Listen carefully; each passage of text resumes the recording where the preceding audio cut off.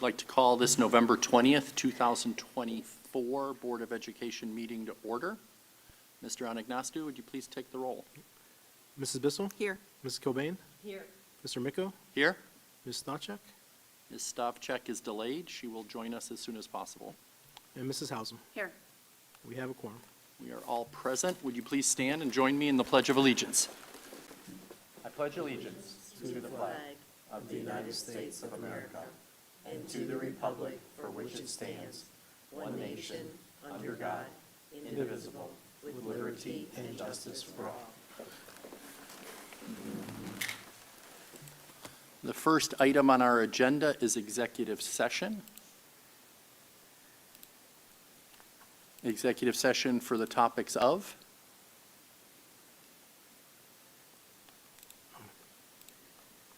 To consider the employment, dismissal, and discipline of a public employee. Do I have a motion? So moved. Second? Second. Motion by Mrs. Cobain, second by Mrs. Wolfhausum. Any discussion? Hearing none, please take the roll. Mrs. Cobain? Yes. Mrs. Hausum? Yes. Mrs. Bissell? Yes. Mr. Micko? Yes, the motion carries. We will enter into executive session at 6:20. We will exit from executive session as closely to 7 p.m. as possible. Thank you.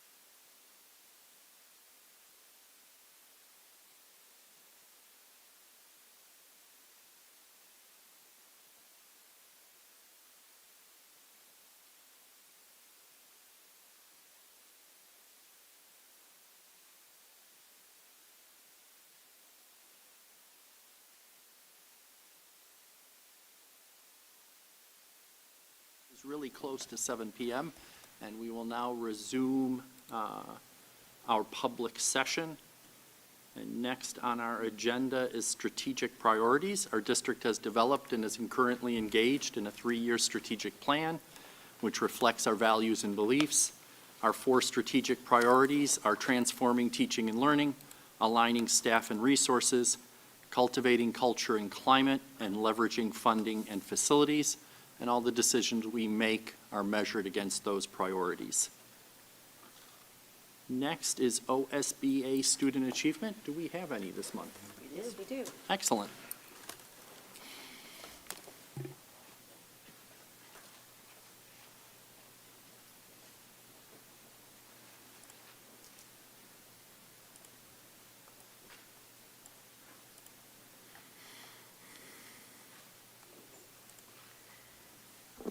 This month, we visited Whitney Elementary, and the principal, Katie, is here to announce her nominees for this month.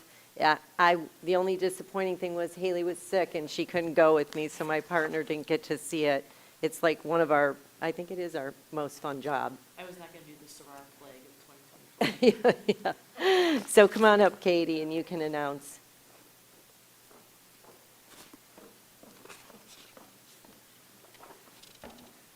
All right, so I would like to ask Davis Painter to come on up, or in other words, I call him DP.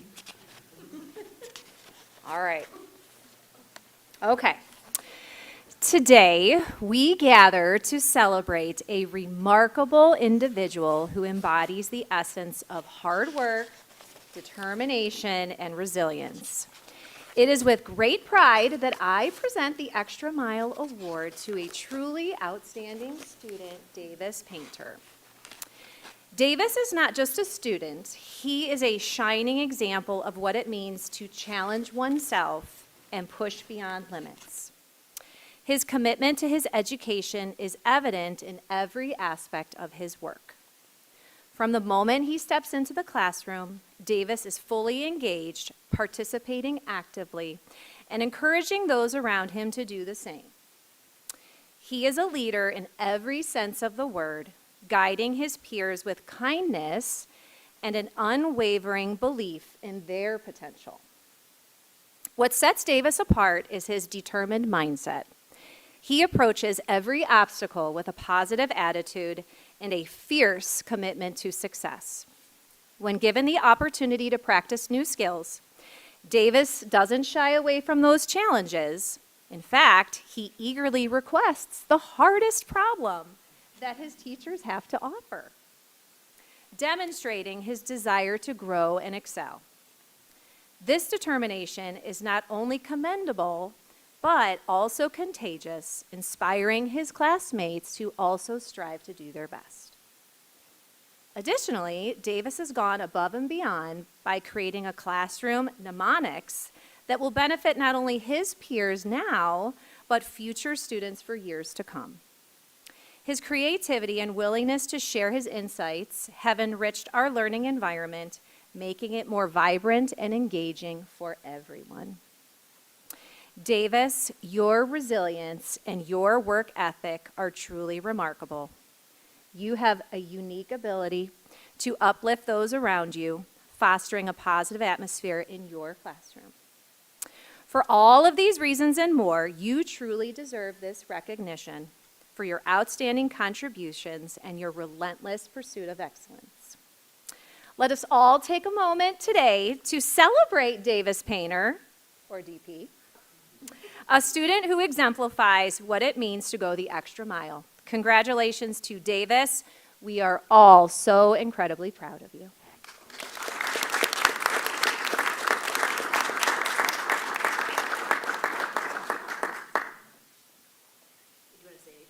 Oh, yes, Davis, by all means. Here. He has a lot of words of wisdom. You don't have to. You don't want to? No? Mom!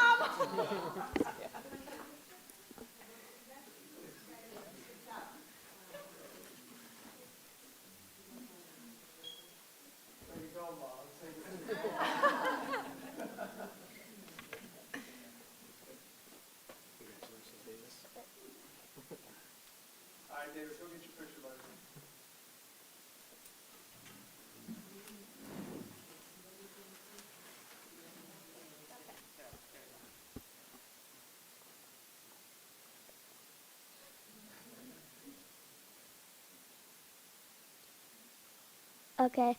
Thank you for my teachers that helped me and Miss Zach that helped me get the Extra Mile Award.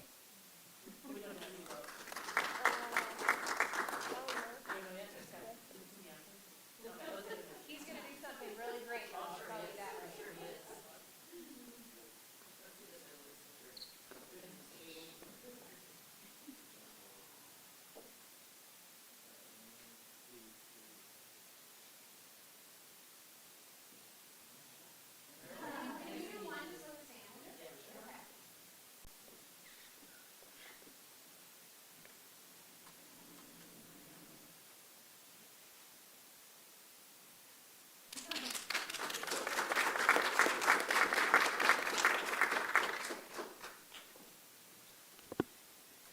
So I have to tell you, when I was thinking of a student, and I mean, Davis literally popped into my mind immediately when I got the email, and I went and talked to the fourth grade teachers and Miss Zach, who helps supports fourth grade, and like when I said his name, you could just see all of their faces like, oh, yes, like it was just, I mean, Davis, you are so deserving, buddy. So we are so appreciative of all of your hard work, and you show great leadership for everyone around you. So keep doing great things, buddy, okay?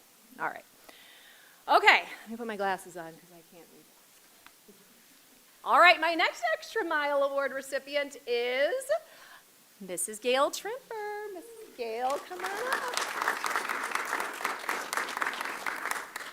All right.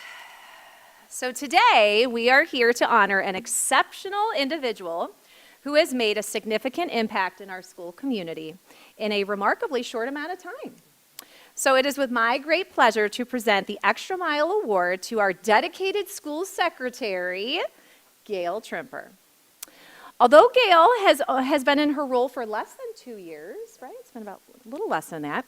She has already proven herself to be an invaluable asset to our school. Gail goes above and beyond in every way possible. She willingly takes on projects that extend beyond her defined role as a school secretary, driven by her genuine care for both students and staff. Her commitment to our school is evident in everything that she does. Beyond her administrative duties, Gail is a talented cricketer, if that's a word, and brings her creativity to life by designing our holiday shirts, our office shirts, and homemade cards for various occasions. Her artistic flair enhances our school spirit and helps to foster a sense of community among us all. In a delight twist, Gail has also gone viral with her innovative idea of creating bi-weekly videos showcasing our lost and found table. With an average of 800 views per video, she has not only brought attention to lost items, but also added a touch of humor and charm to an otherwise mundane task. Moreover, Gail is a fantastic communicator. Anytime I ask for help with something, she takes it on without complaint and shows such great initiative. Her willingness to assist others and her proactive approach make her an essential part of our team. She ensures that everyone is informed and feels supported, which is a vital role in creating such a collaborative environment. But beyond her creativity, communication, and humor, Gail embodies resilience, determination, and hard work.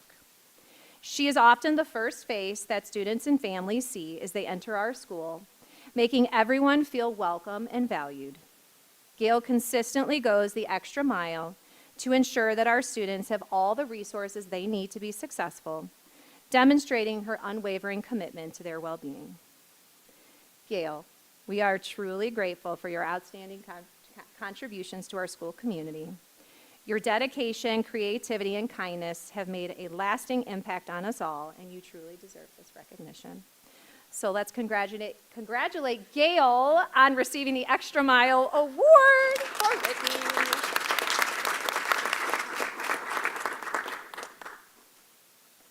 Oh, yes. Now, give me a microphone. And I will say, our special student over there, Davis, he has never made the video for the Lost and Found because he is a responsible individual and takes his stuff home. Katie's very kind, and it's very very easy to go the extra mile at Whitney Elementary because of her leadership and because of our wonderful staff. It's just a family environment there, and everybody jumps in, not just me. You know, we have a problem with microphones not working for dismissal. Everybody grabbed a walkie-talkie and spanned out. I mean, it's a wonderful, wonderful school, and it's one that I love supporting. So I truly appreciate you nominating me for this honor, and I will continue to do the extra mile. And if you would like to watch our video, it's called "This Is Why We Can't Buy You Nice Things." Thank you.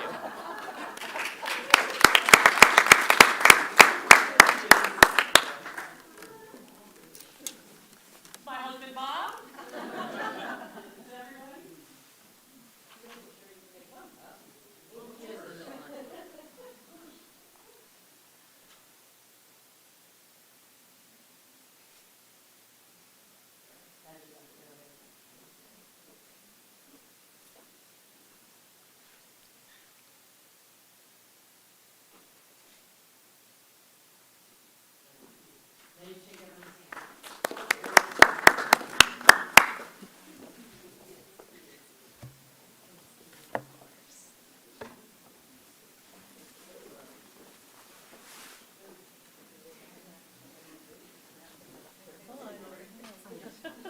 We have Kenny Region in this one now, so. We're very proud of you.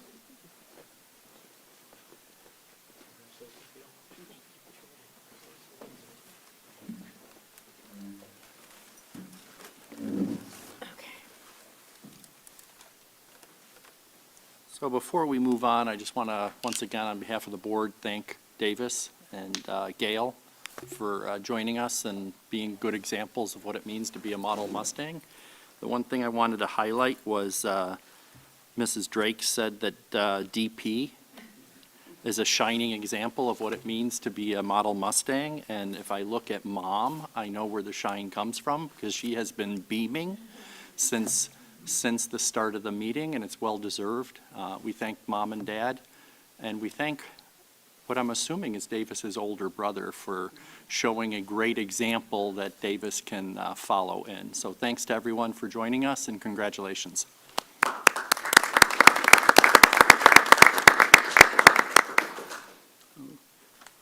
If there is anybody who has homework that they need to get done or videos to make, Yeah. we understand. Next on the agenda is public comment. The first slip I have is Bonnie Tennis.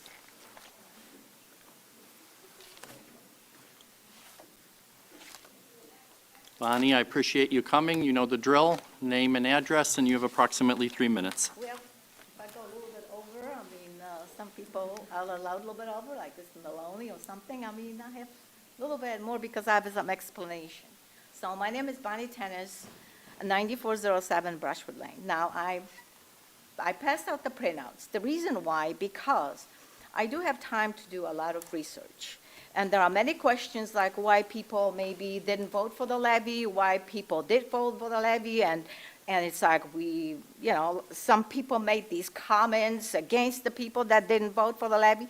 So I made the printouts just for you to see what are the people paying that are living in homes that are older than Albion School was. Albion School was demolished, was 1968. There are over 2,000 homes. 2,879 homes that are older than Albion School. And those people actually, if you take percentage-wise, it's not how much property value they pay, but what's the increase since 2019 when the levy passed, what are they paying? And what is that if you take your home and compare to one of those properties that have increased 50%, what would your property be paying? I mean, what you would be paying on a property? Then you would really see what those people are experiencing. It's easy to be on top. And I noticed that the excellence for education, the people that are involved in that, most of them are at the top level. There are no people at the bottom. I'm in the middle, so I'm not for I'm not for middle people. I'm a little bit talking more about the and I'm standing up for the people that live in those older homes, because they've got hit the most. And that's why I passed those printouts, not to do anything else other than for you to see and compare. So I would like you to, after you look at it, because I look at every information that you pass, that you post. So please look at it, so the next time you will know why and what happened and why maybe people didn't vote, and what this board and this district has to do in order to accommodate or compromise when things like this happen, when we have this large increase. So please look at it. And so, but I would like to start, so I need a little bit extra time because I needed to explain. First, I would like to say that in the last 6 years, I've learned a lot when it comes to public school finances, contract reporting, school tax, property tax, etc. Most of the learning was done on my own, but I do need to thank this panel, especially Mr. Treasurer, for providing all the data and information that I requested, answered all my questions with details and examples. I do watch almost all the meetings. I do browse through all the meetings agendas, the reports and forecasts. It's not easy to understand all this, but it's possible, but it takes a lot of time and lots of data, and that is what I have. I just have to get better at public speaking. It's hard when you only have 3 minutes here and 5 minutes at city meetings to get the point across. You have to pick and choose things that seem to be the most important, but because of the time limitation, the outcome is not always what I would like that to be. That's like asking Mr. Treasurer present 5-year forecast on monthly report at the meeting at only 3 minutes without any data and slides. We would only get small pieces of information that would not make sense. So I tried to make sense in just 2 minutes, since that alone took already 1 minute. I rather present only the facts, but this time I would like to inject into a little bit of my own experience to what I saw that possibly affected the levy outcome. It's easy to blame just one thing or one group, but there are multiple things that contributed to it, at least to what I experienced. Maybe there was too much of attack on that group or some residents, too much retaliation, which might have backfired, calling the information like fake news propaganda. I don't believe those lies and a lot more. Yes, that group might have influenced some people, but not all the people. Second reason, and it's a very good reason, are the reappraisals. Not just this last one. Most of the people that were hit hard were the residents living in older homes. And many of those homes are older than Albion School, like I already mentioned. And they are all dealing with high property tax increases higher than many well-to-do residents. Please see all the printouts that I provided. Those are not just isolated cases. There are thousands of those unfair appraisals. Many residents that are living in those older homes were the ones who financed those older schools, and you are telling those residents that those schools are too old and had to be demolished when their homes are older than those schools, now asking the same people to fund another set of new schools. There were many comments and statements made, but I only have time for a couple of them. One of them was made during the State of the Schools 2024. That's why we all have to be more sensitive, what we're saying and how we're saying. I've read every comment on those websites for, against, and I compiled everything. I have all the information. And I've noticed that some things were hurtful to me, but more even to other people. Like at the State of the Schools. That $25 million that could have been reinvested to new elementary schools, new athletic facilities, and performing arts upgrades may have to be used for critical repairs for buildings that are 70 and 60 years old. Do we want to put a new roof on a 70-year-old building, or do we want to build a new one? We have to remember that there are buildings that are 1830, 1890, and they actually now appraised are more than the school that the school was sold. The Albion School was demolished. We have to be more sensitive to those people that live in those homes. We can't just say, do we want to put a roof on a 7-year-old? Maybe we do and maybe we don't, but if we don't, then we do have a good explanation why, and we have to compromise. So I know we need new schools, but we have to be a little bit more sensitive to that, and we can't say that because those people put roofs on their homes, and those homes are older than, the schools. So another thing is that comment that Mr. Miko, you made at the city meeting. There is a combination of the reappraisal plus or levy that is being sold as an increase in taxes. But I will say, the idea that the school board can solve the problem of inflation by adjusting a levy on the hand of a little bit, wow, and it says children's back, whatever that is. I would like to say to the Board of Education here that nobody's asking this board to solve inflation and reappraisal problem. Just a little bit of understanding and compromise, asking for a reduction when people see a large amount of cash reserve and high property tax increase is nothing wrong. They're just asking. You say that property revaluation has nothing to do with the levy, even if it does not. What one expects residents to do when they see high increase on the property? How can they separate and say, oh, that has nothing to do with the levy, but I have to pay $800, so yeah, I will pay $800 more because it's not related to the levy. You can't separate those two. No, do simply want them, I mean, you can't ask people to do that. They have to do what's best for them, and you have to learn how to compromise to be able to get what you want and what those people need. Dollars actually what we want here. Well, not what you want, but what you need, what the school district needs. When it comes to the last levy that did not pass, there was a chance for Board of Education to make it right with residents. But it was not done. I understand not to give in to that one group demands, but Board of Education easy could say in May to residents, we are getting an extra $2.4 million from the reappraisal, so we are willing to lower the levy by $2.4 million. There would be no gain, but there would be no loss to the original levy amount. Still, district would have the interest earning from the cash reserve, which is about $1.5 million for the next few years, but there would be no loss. Now here, when it comes to this extra money that it comes every reappraisal, here this is what Mr. Chambers said at the meeting. The money collected from inside millage is divided between the county school, municipal villages, and varies based on where you live and where your school district is.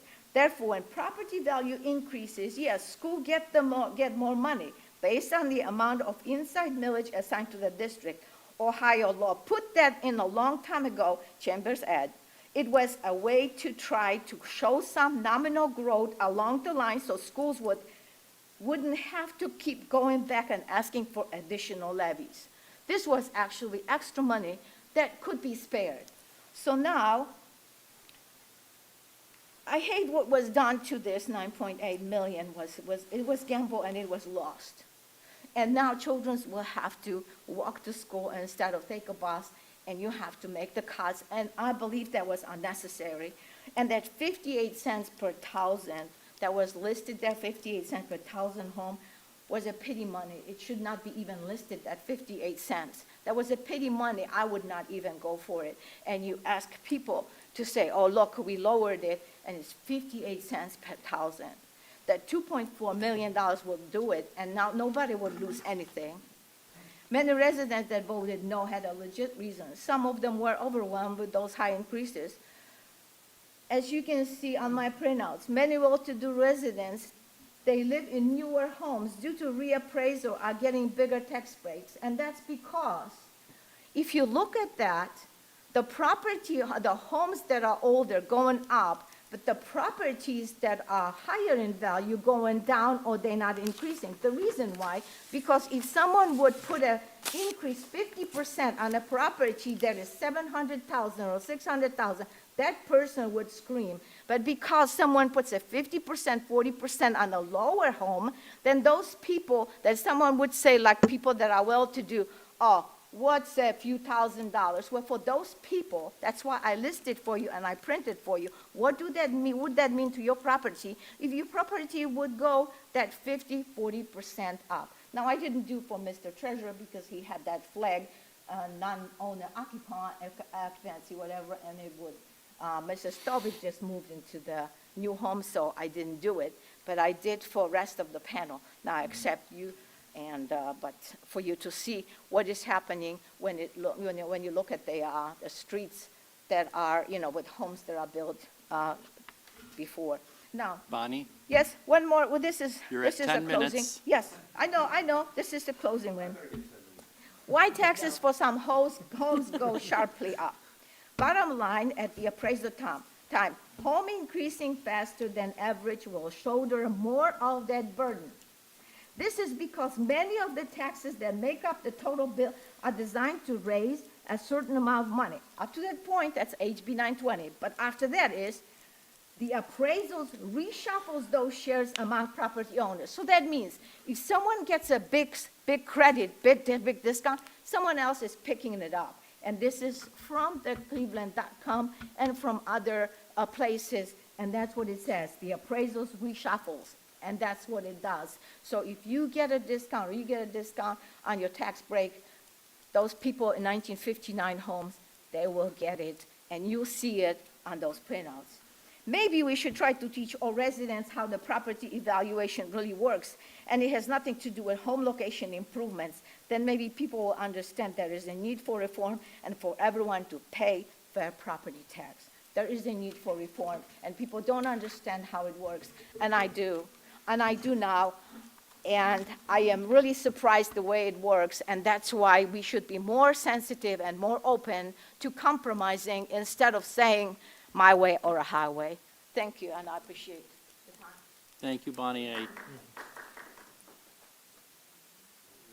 I'd like to compliment you. You've been to our meetings on many occasions. You do your homework, and you always give us food for thought. Next is Brett Tomford. I heard that Brett wants 10 minutes, starting now. I appreciate it. I don't need 10 minutes. Perfect timing to follow up after Mrs. Fraulein. Okay. I came here also to talk about the failed levies. I know most of you board members. I want to thank you for giving me the opportunity to speak today. I'm Brett Tomford. I live at 20640 Kelsey Lane. I've been a Strongsville resident for over 24 years, and I'm a taxpayer. I'm a strong supporter of the schools and sports in the community, even if you don't think so. I'm compelled to come here tonight after watching the board meeting on November 7th. I wanted to give the board and the pro-levy contingent an understanding of why these levies failed. I saw a lot of finger-pointing, excuses, and zero accountability. I want to make it very clear. The levies did not fail because of timing. Medina passed theirs after 2 failed attempts. Brunswick passed their renewal. It did not fail because of spending. To continue the excellence and pro-levy side outspent the opposition 2-1 through the failed levies. It did not fail because of messaging. There were vote yes signs everywhere. I got mailers, social media, plenty of messaging. It did not fail because of strategy. The suggestion that engaging with different political groups or organizations would have made any difference is incorrect. This is not a Republican, Democrat, or independent issue. This is a taxpayer issue. No, the reason these levies all went down is because you as a board failed to uphold one of the 2 primary responsibilities in your bylaws. You as a board did not meet the desires of the citizens you represent. It is important that the board acknowledge that they did not follow one of the primary mandates of the board and take the responsibility for the failures of these levies. At the last board meeting, you talked about wanting to meet again with the opposition and listen to what they had to say. It should be noted that the opposition did give the board constructive solutions before each failed levy. The solutions were thoughts that were best interest of the schools and, more importantly, the taxpayers. Sorry, I lost train of thought there. The board and the finance committee not only ignored but outright dismissed any of these solutions. It was actually almost comical when at the last board meeting, it was brought to the attention that once they got the letter that said we have too much money in the bank, that was it. Let's be clear. You were told that if you don't cut this levy significantly, that if the taxpayers were to see all the financial information that was out there provided by the opposition, that the levies would most likely fail, and they did. You were not listening. For there to be good dialogue between the board and the citizen, there needs to be honesty, transparency, and a commitment to responsible spending. The board needs to communicate and listen to the community.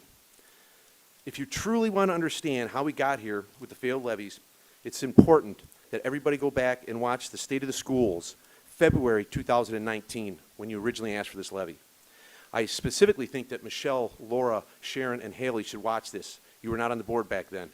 And before you make any financial decisions, whether it be spending or cutting, you need to watch this. When the schools were asking for this levy back then and said why they needed it, a couple things to keep in mind. They said the schools needed this levy just to maintain current education expenses, no additional spending. You said that you projected that there would only be $23 million in the bank with the levy fiscal year end '24. You had $77 million. You also said that in 2019 that you understood what the taxpayers said when it failed the original levy in 2018, that you would give the constituents a reason to vote or a renewal to vote on this every 5 years to say whether or not you're doing a good job with the tax dollars. Well, obviously they spoke and they don't think you are.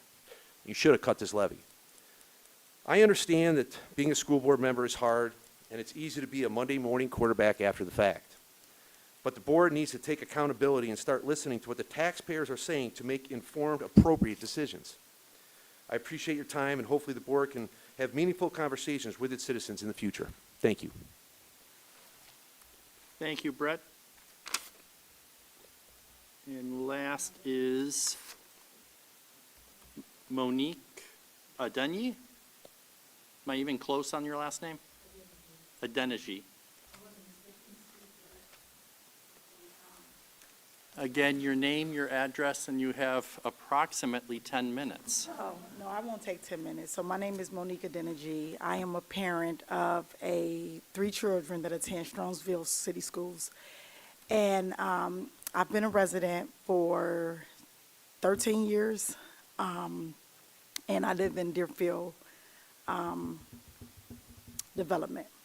So my question was only to ask that I noticed that we are improving, or we have a lot of athletes, the band, and I was just wondering if we can have more of the academic clubs.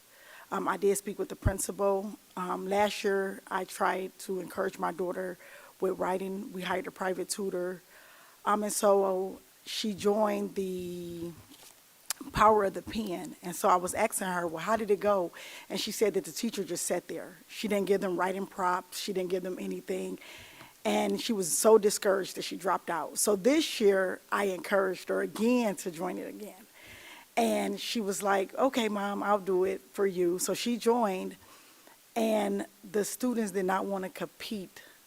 So, and she said they took a vote. And most of the kids, it was their first time. She didn't recognize any familiar faces. And she's very popular at the school. She knows a lot of kids. So, and she said they didn't really want to compete. And then that kind of discouraged her. So I was just asking, I know with all of this being said and the levy not passing, is that if we can like try, at least in the middle school, to add more academics clubs. We have football, basketball, soccer. Strongsville is really good at sports. But I see very little academic for the kids, whether it's a reading club, a spelling club. That's it. So next time I'll come more prepared. So thank you all. Thank you very much for your comments. I know we listened very closely, and I'm certain that we will follow up at the middle school. I will share, I hear the complaint a lot, you know, we prioritize academics. We prioritize athletics, we prioritize music, we prioritize band, we don't prioritize this properly or whatever. And I just want to share, you know, I hope everyone understands it's not either or, it should always be and. So we can prioritize academics, we can prioritize athletics, we can prioritize music, theater, whatever it is. So I thank you for bringing that to our attention, and we will respond.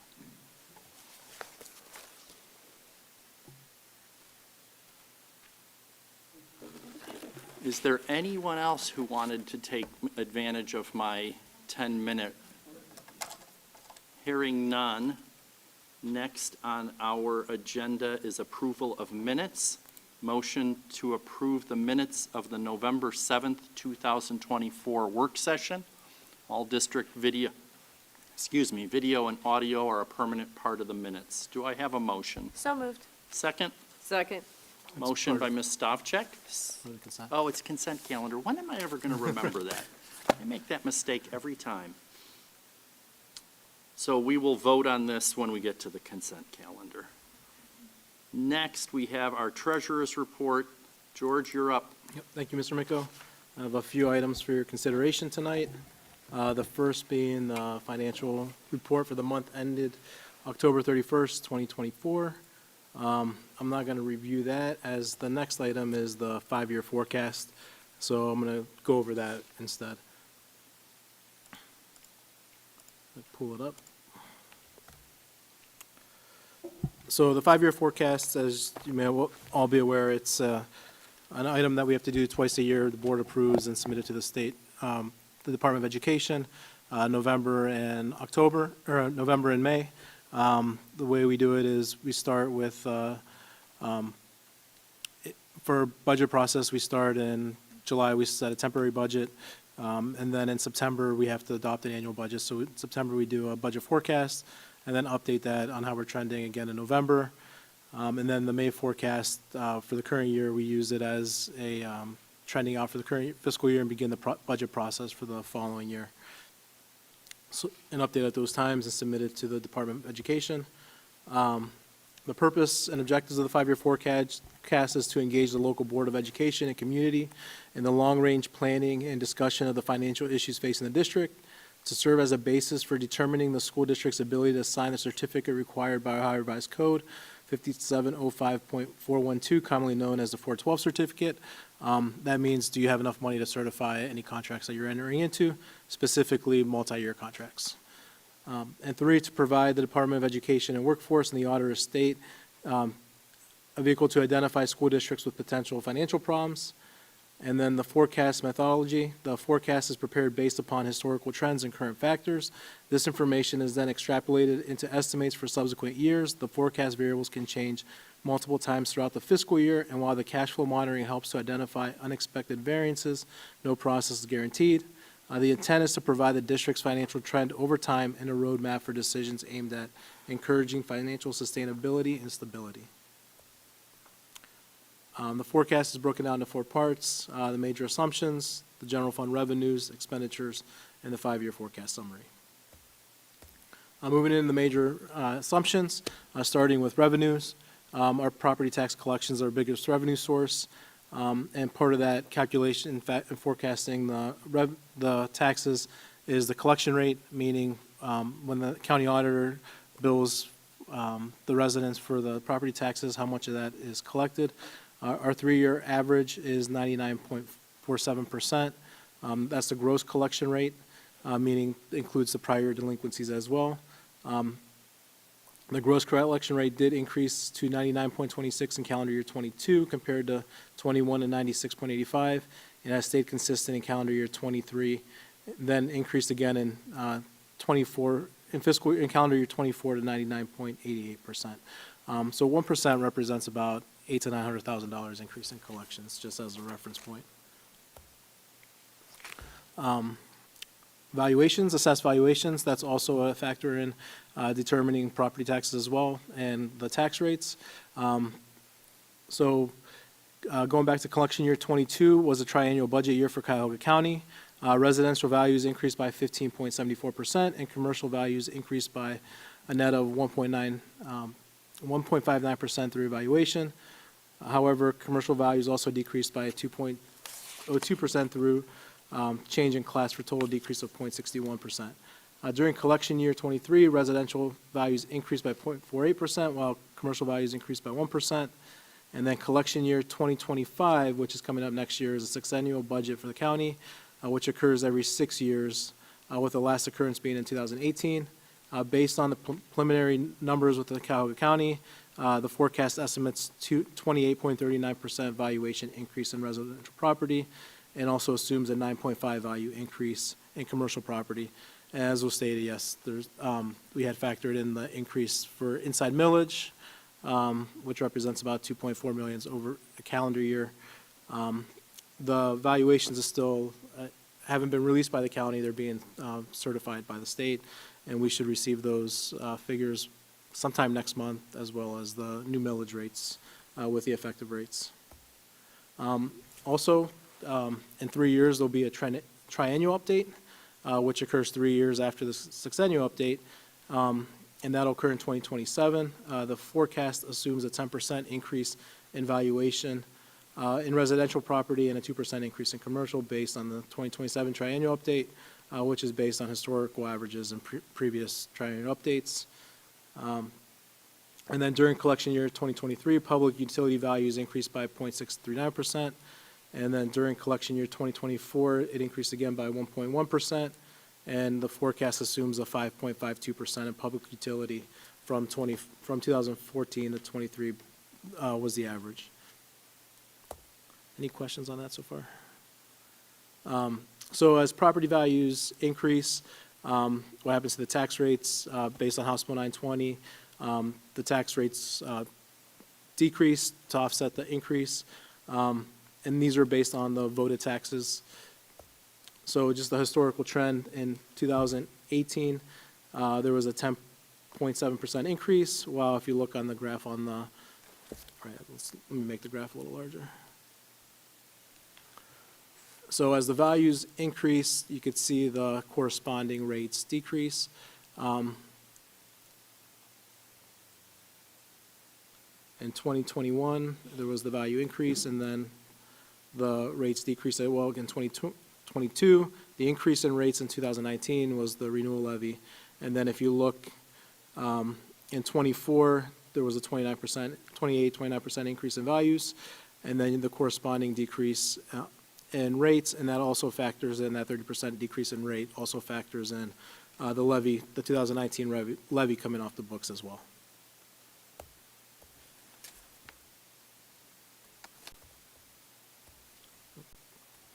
I gotta reset the. And then looking at the future years, in 2027 for the triennial reappraisal, there's a 10% increase in projected values with a 7% decrease in rates. And what does that do to, how does that look over time? This graph here shows the voted rate, then the gray shows the effective rate, and the 20 mil floor. What the 20 mil floor is, we really haven't talked about it, but as we were really close to, not close to it in the past, but as the values keep increasing and with this levy coming off the books, we're getting close to the 20 mil floor. So what that is it's in play with House Bill 920. So House Bill 920, as the values increase, the rates decrease, but the rates can only decrease to a certain extent, and that's 20 mils. So once they hit 20 mils, you're at the floor and they can't go down any further. So if once a school district hits the 20 mil floor, as values increase, the rates stay the same, and then it's a true one-for-one increase in collections for the, or in payments for the homeowner. So right now, I'm estimating we're at 25.02 mils with tax year 27, with that potential increase, that'll put us at 23 mils. And then in November of 26, we have that other renewal levy on the books. So determination, what happens with that, it could potentially put the district at the 20 mil floor. Any questions? Bonnie, you can ask any questions after the meeting. That's not a question, it's a comment. You can make any comments after the meeting. Okay. Sometimes you allow it, I'm sorry. Sometimes you do. I ask. In 2022, I still, as part of the forecast, have the refund based on the MAWs that's shown in the historical year. So once that time frame goes away, this bullet point will come off. And then also the forecast the forecast now includes the 2019 levy off the books. And then in November 2021, residents renewed a 5-year, 6 mil levy with collection beginning January 23. The forecast assumes the levy will expire December 31st, 2026, and collections will continue through December of 2027. It can first go on the ballot November of 2026, and the final chance is November of 2027.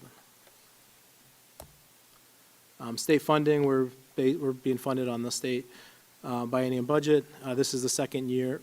Well, this is the second biennium budget with the fair funding formula. This is the second year of the last year of the current biennium budget. In the spring, they'll have conversations about the state budget and how it impacts school districts.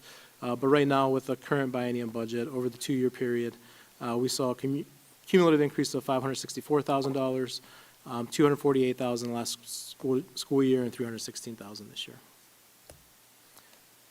As part of the biennium budget, there's restricted State revenue, for this year, it's 816,000, 300,000 of which is for a science of reading reimbursement. It's a training that the teachers must complete based on certain licensure. Once completed, we have to pay them either a $1,200 stipend or a $400 stipend based on their licensure, and that stipend is reimbursed by the state. So that's just factoring in the estimated cost there. And then the other four categories, success and wellness, career tech, disadvantaged people, aid and gifted, those were the core restricted aid that's been in the fair funding formula. So on an annual basis, those are about $450,000 to $500,000. What's changed? So in September, I presented a budget forecast. Now in November, I'm presenting the 5-year forecast. So what's changed since the September forecast to this forecast? State aid, it's showing a little bit less, which bases on the transportation funding. That's going to hit in December. So earlier was an earlier estimate. We'll find out next month what it's going to be, but it looks like it's going to be $163,000 less than what was currently estimated. Restricted grants is about $30,000 higher. Other revenue, currently this year and next year was up $82,000. We started collecting the Lorain County TIF for Emerald Woods. We just received that. Wasn't really expecting it until they didn't know when it was going to be, and then I met with them, and a week or two later we received it. And then the decreases in the out years is more reducing the interest income that I had based on, with a proportionate to the decrease in cash balance based on the future years as we're beginning to spend down the cash balance. And then the last line, in the September forecast, we had the proposed new levy, so that wasn't approved, so that's coming off in this forecast. Any questions on revenues before we get into expenditures?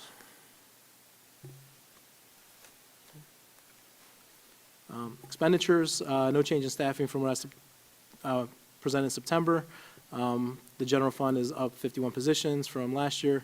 A portion of those positions is due to 35 positions are coming onto the general fund from the ESSER funds as those expired at the end of this school year. And then the remaining 16 positions are due to teaching and support staff based on student needs. Healthcare premiums, last year we saw a 15% increase. This year we saw a 3% increase. And then the future years are projected at a 7% increase. So based on how each year happens, we could see either an increase or decrease in expenditures there. We're always looking to come in better than that number. 2024 was the first year that we were above the 15%. So we'll continue to watch that and see how we're trending. Purchase services increased by $1.1 million from last year to this year. It's partly due to increasing cost and payments for special education, instructional service costs, legal fees, and then also we have mobile units that were added for this year. That's coming out of purchase services. Those are about $400,000, and then utility costs and property risk insurance. Those were an increase of about $200,000. Materials and supplies increased by $1.6 million from 2023 to 2024 in last year's, and that was due to a textbook adoption. This year, the increase is, it's not an increase, it's decreasing due to that one-time expenditure from last year.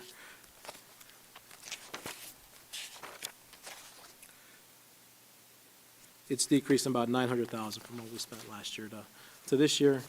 And overall, materials and supplies make up about 3.22% of our budget, and then capital outlay that we have set aside for Chromebooks infrastructure in the district's one-to-one technology. And then what's changed from the September budget forecast to the November? In September, we budget for the positions as they're there, and now we're beginning to trend them out. And overall, it's about $900,000 trending under budget this year.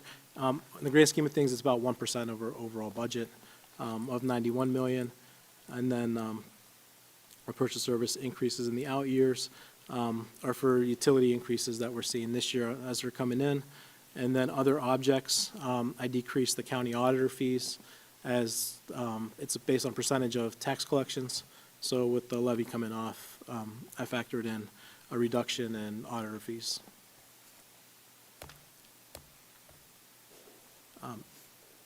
So kind of going through the graphs on the general fund revenues, overall, total general fund revenues make up $86.9 million.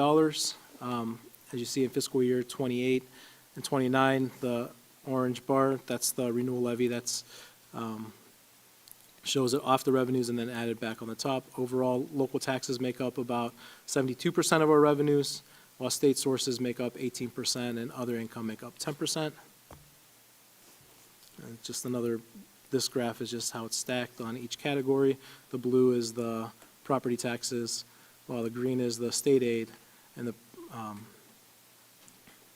then the purple is the state share of the local taxes. Looking at each individual category, residential and commercial property taxes, they make up about 67% of our total general fund revenue. From 2024 to 2025, we'll have a decrease based off the renewal levy expiring. So this January, the collections will be coming in less. So we'll have a half-year reduction this fiscal year, and then the full year, then another half year for a full year reduction in 2026. So you see the decline in these 2 years, then it stabilizes until 2028 until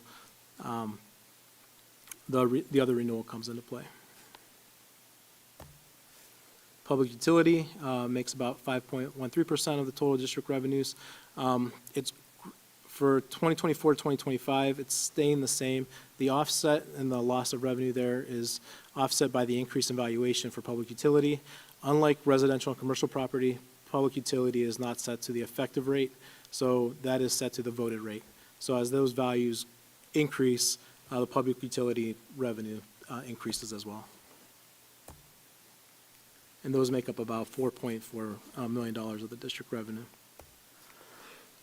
State aid, it's about $9 million.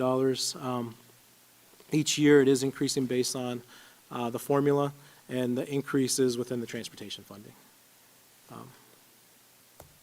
Restricted aid, the increase in 24 and 25 was due to one-time expenses. In 2024, we did receive about $300,000 in reimbursement for the textbooks that we purchased, as there was an initiative from the governor's office for the highly qualified instructional materials.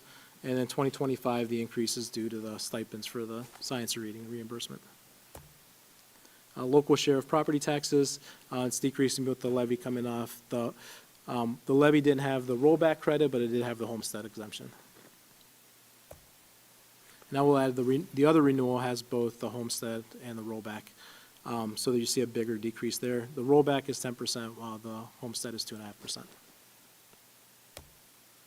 Other revenue is about $7.9 million, and what it's made up of is our preschool kindergarten tuition, tuition from other districts, interest income, sports pay to play, catastrophic aid reimbursement from the state, Medicaid reimbursement, and revenue in lieu of taxes, where the city keeps us whole on their agreements. And the decrease there is just the interest income over in the out years based on the decrease in cash balance. Other financing sources, these are primarily based off refunds from prior years. The biggest increase in 2021 was the one-time dollars from the BWC rebates, which we received in 2020, 2021, and 2022. Overall, this makes up about 0.30% of the general fund's operating revenue. Any questions before I go to the expenditures?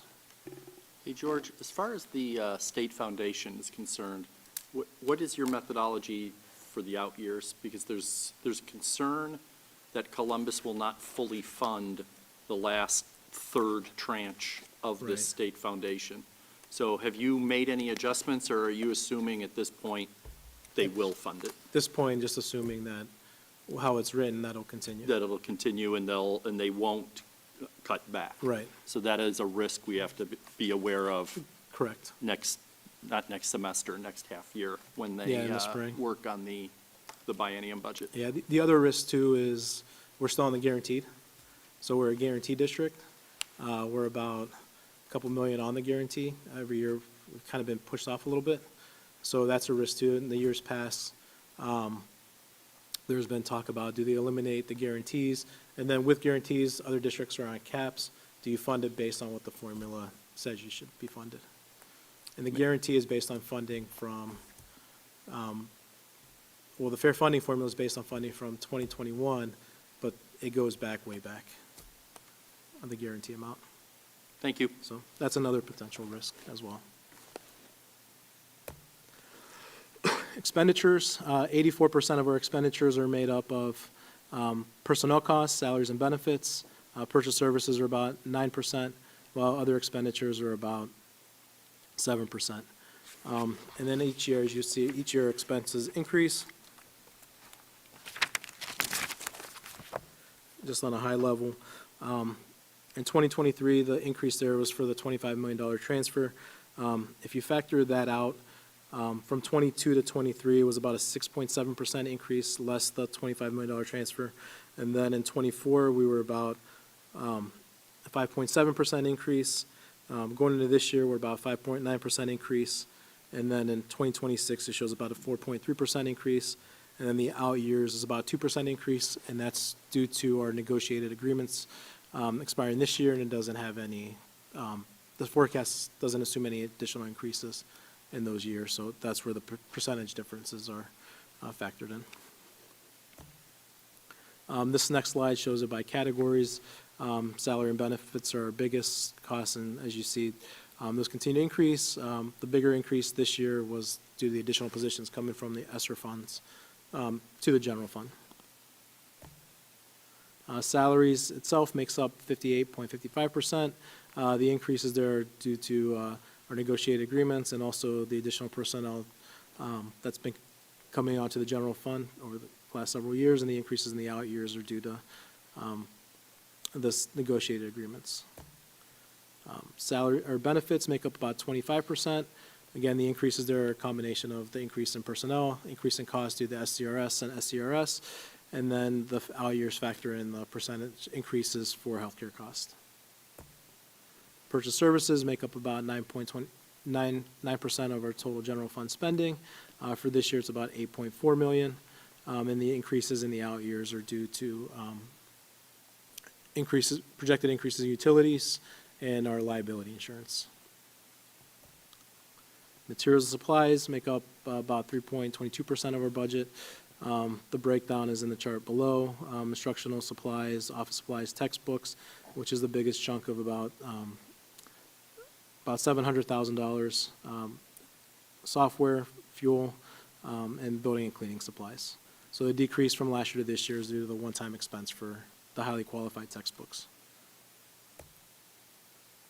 And also to add from the previous years as well, in 22 and 23, we did not spend a portion of the textbook budget. The adoptions took place in 24. Capital outlay, see a little bit of a decrease from last year to this year, and then this year to next year. Those were due to one-time expenses from the last 2 years for our phone systems and infrastructure replacement and teacher desktop computers replacement that Mr. Binkley's department was doing those last couple of years. General fund debt, so it decreased this year. We had a House Bill 264 debt paid off last fiscal year, so the remaining debt payment is for 2005 debt for facilities, and that was for the preschool acquisition and the building renovations at that time. Other objects, it's about 1.4% of our budget, about 1.2%. That is mainly made up of county auditor fees and liability risk insurance. Transfers and advances, those are done at the end of the year to transfer to funds with other funds from outside the general fund with negative funds, and then advances to grant dollars or the federal funds until we receive those grant dollars reimbursed. In '23, we had that $25 million to the 070 fund. But overall, we're about $1 million to $900,000 each year. In the general fund summary, this graphic shows the blue, the total revenues and the total expenditures. So in 2024, last year, our revenues exceeded expenditures by $5.3 million. This year, they're projected at $4.2 million. If we continue to see some savings, it might be a little less. The same thing with the out years. Next year, we're projected about our expenses being 11.7 million greater than 13.8, and then 2028, 15.7 greater, expenses greater than revenues, and then 2029, 17 million greater than revenues. This graphic was interesting. It was in the software that we use. It was a new graph, but just kind of wanted to highlight the average annual change of inflation, revenue, and expenses. So our historical annual change, inflation was 5.67, the historical average. Our revenue growth was 4.45%, while our expenses annual change was about 5.1%. And then the projected years, they're projecting inflation about 2.3%. Our revenue decline is 1.14% on an annual change, or average annual change over the 5 years. And then expenses about 3.8. And then the general fund summary, kind of putting it all together. For this year, total revenues are about 87 million, while expenditures are 91.2, which is expenditures over revenues of 4.2 million. So we're spending about, or we'll be spending about $4 million more than we're bringing in. So started the year with a $51 million cash balance, ending the year with a 45 million. And then each year, so the following year, revenues are about 83 million, which is about 4 million less due to the levy coming off. And then expenditures increasing, so we'll be deficit spending by 11 million. And then so on in the out years each year as expenditures increase and revenues stay about the same. In this graphic, I have to show the renewal levy coming off. So if you add it back on the bottom, I'll just go to the next chart where it includes it in the top. So you can see the expenditures over revenue. So 11 million, 13 million, 15 million, 17 million. We'd be in a cash deficit in 2029 if, as is, and if these expenditures play out. Each year there could be a give and take on things coming under budget, and each year has its own story on things that could happen as well. George, just to clarify, this is if the renewal levy in 2026 passes? Correct. Thank you. If it passes.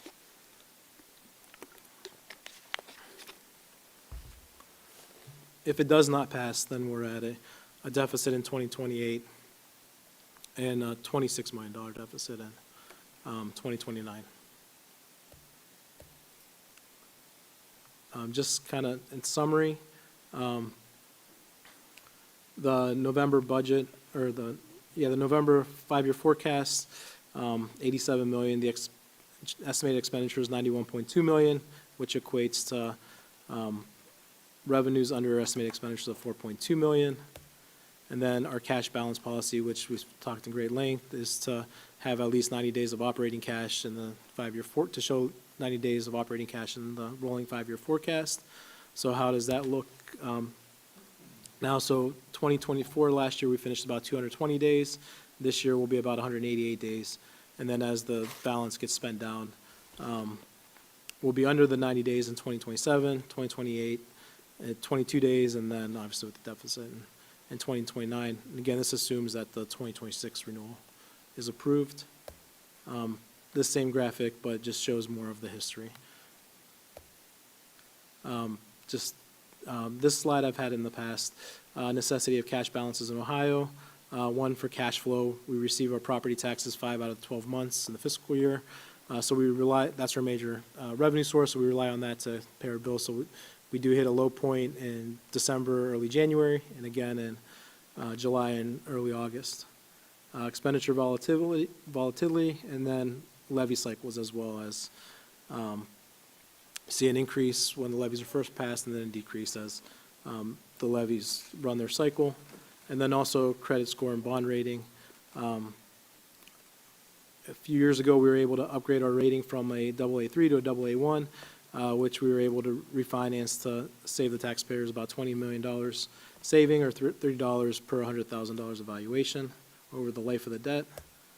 And then the last slide I have, the Ohio Department of Education, they send a reminder letters to file your forecast.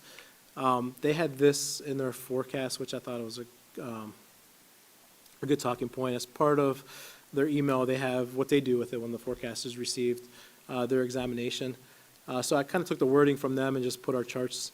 So the department examines all 5-year forecast submissions. If the department determines a district has the potential to incur a deficit during the first 3 years of the 5-year period, the district will be required to submit a written plan to eliminate the flagged deficits.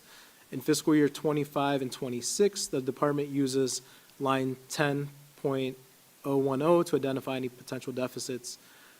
Districts projecting deficits in line 10.010 in fiscal year 25-26 may be placed into fiscal oversight. So where do we land? So fiscal year 25-26, we have a positive balance of $45 million and $33 million for those years, so we'll be off their radar. And then in fiscal year 27, the department uses line 12.010 to identify potential deficits, thereby assuming any projected renewal levies will pass. So the difference between the two lines, line 10 is your current balance, line 12 includes any renewal levies that you have out there, they'll assume they pass. So looking at that line, in line 27, we'll have a positive cash balance of $19 million. So this year will be off the radar, but if everything continues on trend, I would say, because expenditures and revenues can vary year to year, but if there's a deficit in that third year of the forecast, which is 2 years away, that we could potentially be on the radar. And that concludes the slides that I had. Any questions, follow-up for George?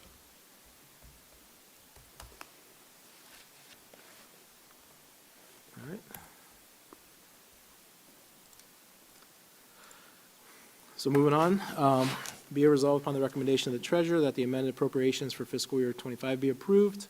The two changes that I have there are an increase in other grants and the adjustments for Fund 19 of $28,237 is due to the preschool SEF field trip of $1,500, and then also increasing the E-rate fund for $26,737 for E-rate funds that were received. And then also Title I funding reduced by $902 due to a reduction in carryover reallocation.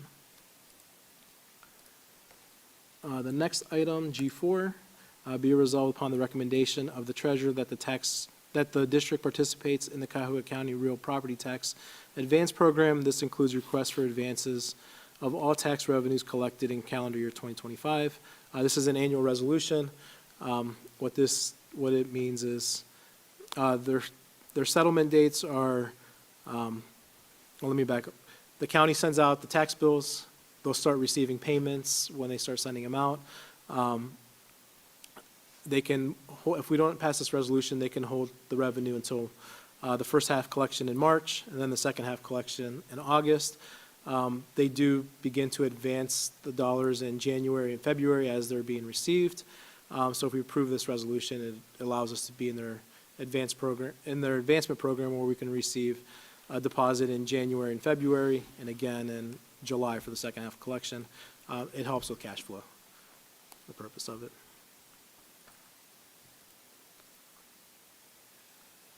And then the last item I have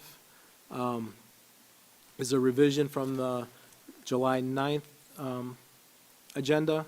It is be resolved upon the recommendation of the treasurer that the athletic event prices for 2024-2025 school year be approved as presented.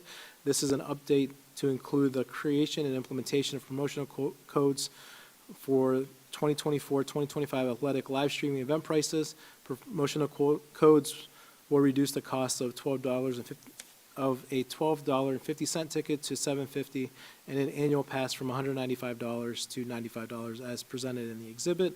And the rationale there was, now that fall sports is done, the athletic department is looking to entice people to get the annual pass and offer it as a discount to try it out. And that concludes all my items, if there's any questions. Any questions for George? Will the ticket price, when will the ticket pricing promos go into effect? Is Dave there? Approximately 24 hours after I submit the code request. And when will that happen? Black Friday's coming up. I can be ready for Monday. Black Friday's coming up, and holiday shopping, what wouldn't make a better gift? Thank you. I have one more question for Dave. Would this be indefinite decrease or just something for right now? The promo codes only last for as long as we make them.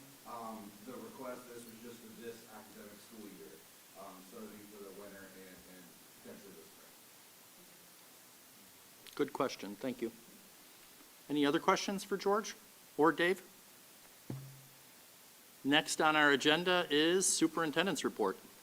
Thank you, Mr. Micko. Under my section, we are starting off with a continuation of our discussion last meeting about pathways forward with the recent levy defeat. So we talked about, the board committed last meeting to giving George and I guidance as to next steps on December 12th. And so there's a handout that the board has in front of them. It's linked to the agenda for anybody watching that would like to see. But we've carved out a couple pathways to guide the discussion, with the first question being, how are we going to handle the budget? George just went through the 5-year forecast. How are we going to handle the budget starting next school year based on the roughly $10 million that will be reduced from our budget, 5 this year and the full 10 in the next year's school year's budget?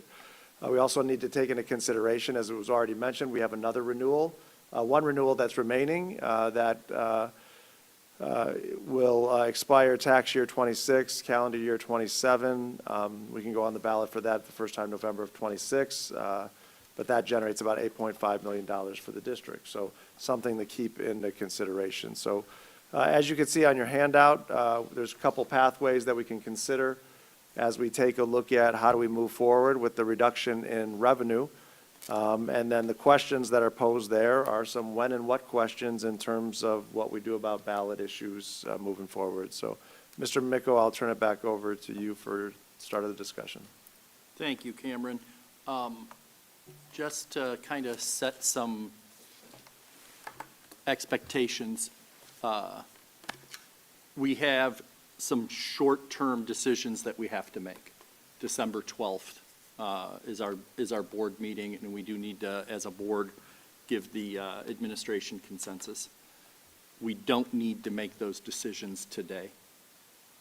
We do need to be in a position that we've engaged in the dialogue, we've engaged in the questions, we've engaged in the give and take between the pathways, so that we are prepared and ready to make those decisions at the December 12th meeting. The second portion of it is you know, again, we're continuing the conversation from the last board meeting. But as a board and as a district, we have to decide what to do as far as levy, ballot, any of those kind of taxpayer initiatives. So to kind of help guide that, I think the first question that we should wrestle with is what to do about the budget beginning with the 2025-2026 school year. And it was timely. We've had quite a bit of feedback from the public, thanks to public comment, not only last time, but today. But we also had George go through the 5-year forecast. And the one thing I would share for myself and for the audience is, to some degree, we don't have the same tools that the federal government has or Ohio has. We are unable to have a negative balance on our 5-year forecast long-term. And so that will guide our discussion. As George pointed out, it's not today, but it will be relatively soon, that to simply do nothing and not address it will necessitate the state to doing something. And, you know, not to over-dramatize it, but I would much rather have these decisions made in Strongsville than have these decisions made in Columbus. And so just kind of reading through the pathway one is, you know, highlighted as the cash balance policy. And we discussed $3 million in reductions starting next school year, an additional approximately $3 million each year thereafter. The other pathway is to forego that, have no reductions. The benefit is it would spend down the cash balance. The negative is it, you know, in my mind, it quickly gets out of control, makes it so that we can't make decisions effectively. I don't want to talk too much. I'm going to try a new pattern. If I can ask Michelle to start, I think we can just go through and, you know, we'll just have open discussion about our concerns, any questions, how do we want to proceed from there.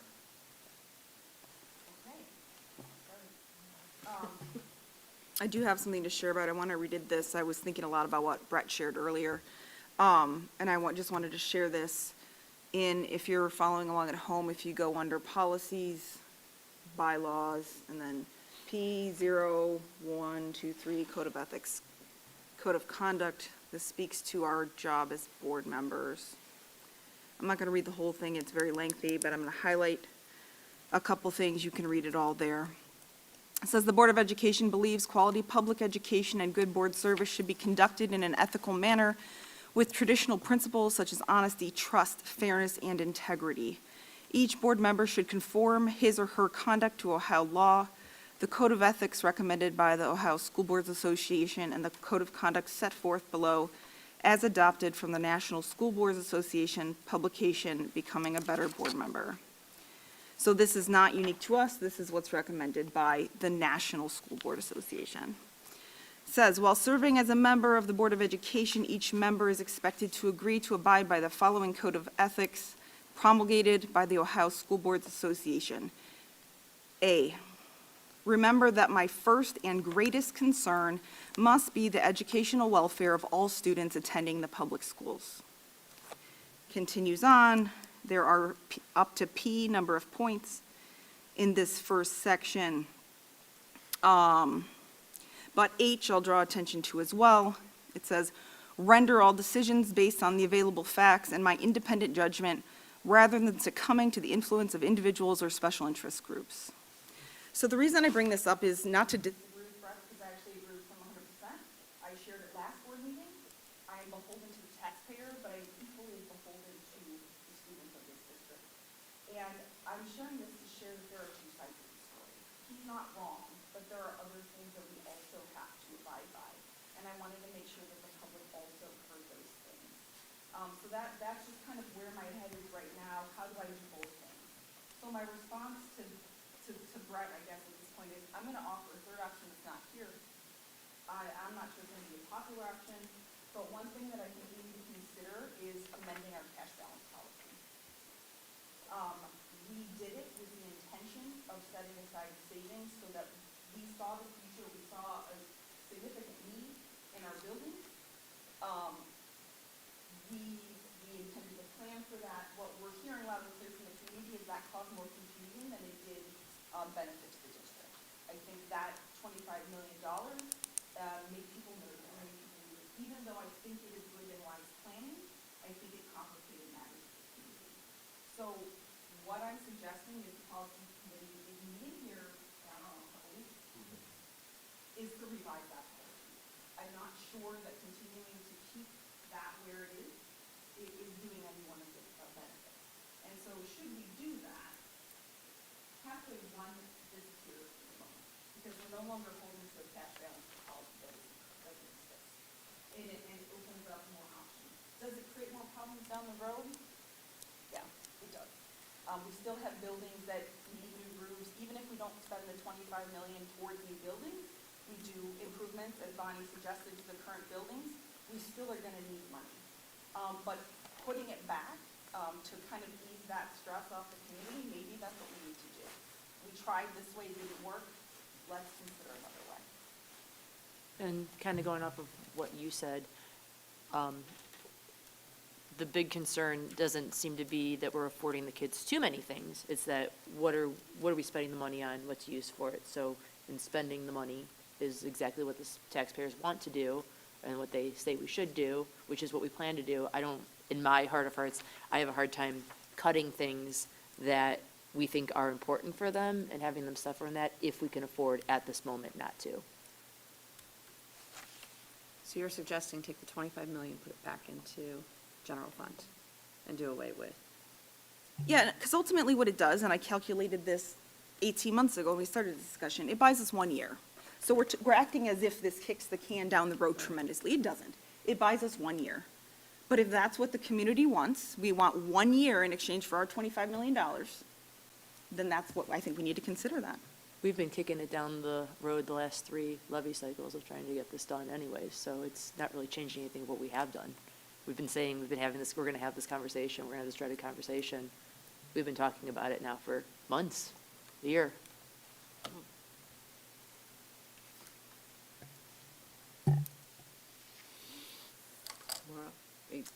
She didn't talk. Go ahead. I'm thinking about what Michelle just said. I want to think about it for a second, so go ahead if you have something to say. Well, the 25 million, putting it back then, I'm just worried about this, like, wasn't that going to be for, like, improvements of the schools? So, I mean, like, then we're kind of like, that's got to be done too if we don't pass a bond issue. Correct. Because we need new schools. So, I probably am not going to change my position.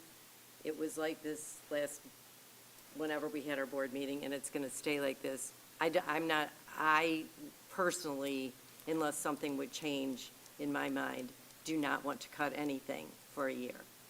I don't want to do that. I think all we'll do is hurt the kids, hurt the teachers. Already there's this sense of like doom and gloom in all the schools. I don't want to do that. I think if what they assumed is that we have too much money, us cutting things to keep the money, what are we doing? Then they're going to come back and say, you have this money, and now you're cutting things. Which, if I was a parent, I would be aggravated at that. I would be mad. I would say, well then, I'm not going to vote for it. So I think it's like that push and pull. I just don't think right now, I think we have a community that's kind of like divided and confused and and I don't think just rushing in and then cutting things is going to be the answer. I don't. So unless something changes with me, but I'm only one person, I do not want to cut anything. I want to give us at least a year, if we can, So I think the difficulty is the transfer of the money solves the paycheck, what I call the paycheck issue. And the paycheck issue, what I mean by the paycheck issue is our operations, right? It then makes the capital problem exacerbated, right? Can you bring up the spreadsheet that shows the cuts and the effect?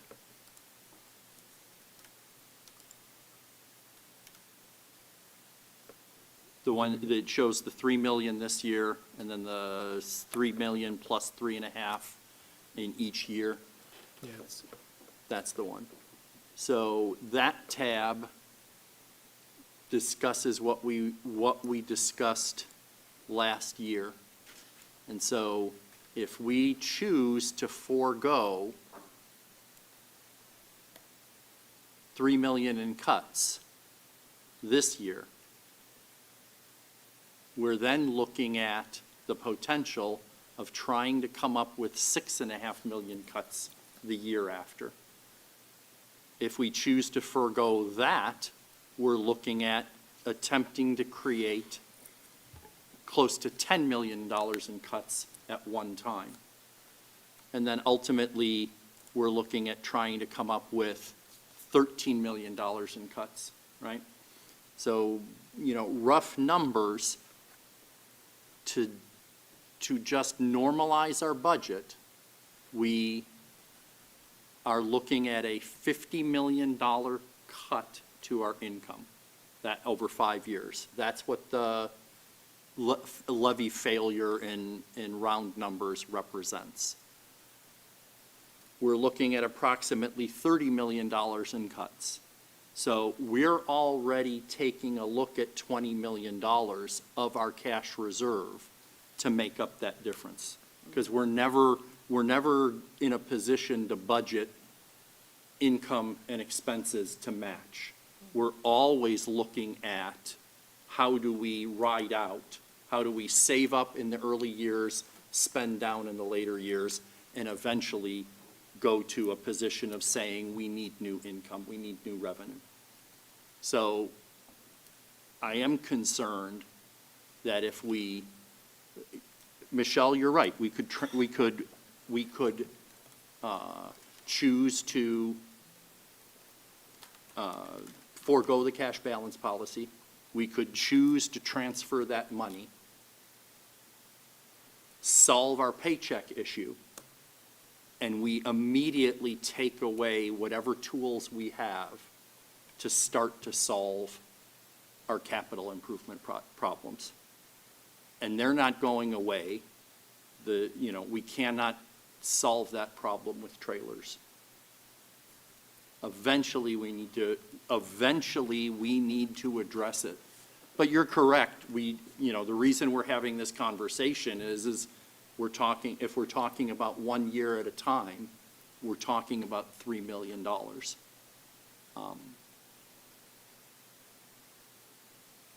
So I'm loath to just make the problem go away. I think we have to grapple with the pain. Now, I do think we might have a hybrid option to say, if we would choose to reduce that $3 million in year one, recognizing it makes year two more difficult, that might be a reasonable approach to balance. Nobody wants to do cuts that affect our students. And at the same time, we're charged with making sure our budget is sound and prudent. I cut you off, I apologize. Well, I just was going to say, I agree with what you're saying, but we have a problem in that we have not found a way to communicate to the public how the long-term planning benefits the district, right? And I don't see that problem going away. So I'm looking for other options to at least simplify the problem so that it's easier to explain to the community. And I think that the cash balance policy is one way to do that. Not sure we'd have any more success. I feel like we're kind of grasping at straws here because there's a disconnect between what the community wants and what's best for our students. And I recognize that. And the challenge is, how do you reconcile the two? And I don't know that we can. I have a question. So the last thing we talked about was the revision to the athletic ticket stuff and bringing that down. And I don't know how all the funds work with that and where that goes into. But if we're talking about cutting down by $3 million, does it make sense to be cutting down the price of tickets for the annual pass by $100 per person? Is that kind of counterproductive? It doesn't, but people were upset about it and complaining, so we're responding to the people's needs. But Trying is to that pull more right, people right, in. And but get more people access. I mean, it's Right. just, it's both. Like, we're trying to do what the people want and at the same time getting accused of not trying to do what the people want. Right. And so we can't, we're in a spot where we can't win. It just and seems that's what's so counterproductive to have those frustrating. two conversations right after each other. Yeah, you're 100% right, and I thought of that when we were, and I'm like. Like, why are we thank even you having for this pointing it conversation then out. if we're? Yeah. Does that come out of the athletic budget or the general fund? It goes into the athletic budget. A portion goes in the athletic budget, and I think a third goes into, Dave? No, it's split between the athletic department and the athletic boosters too. And I And by think people- cutting it, it could actually increase their revenue. More people will, hopefully. Well, I think all the different funds become confusing for people too, because I know it becomes confusing for me. I know that we'll ask questions all the time about like, could we, from this fund, that fund? I think that's another big part of it too, of what funds can be used for and where they are allocated. That might be a more important way to break things down for people to see for future planning of, these funds are here, but these can only be used towards this. These funds are here, these expire at this point, breaking it down that way. Because our personal bank accounts aren't broken down that way of where they can go. So you see a certain lump sum of money, you think, well, you can use that for anything. Use that to build the new buildings, use that to.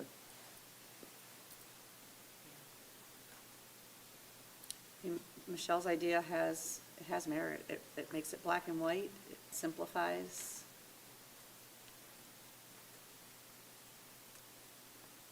Okay. I feel like Yeah, we it. can think about it. Yeah. What I want to do is just to go through the two pathways. The benefit of pathway one is it aligns to our cash balance policy, which Michelle has brought an option to deviate from that cash balance policy. With that said, I think it's important to note that the spirit of the cash balance policy, I think, is sound, and I think it's prudent. It does keep us, the reductions keeps us financially stable for the next 5 years.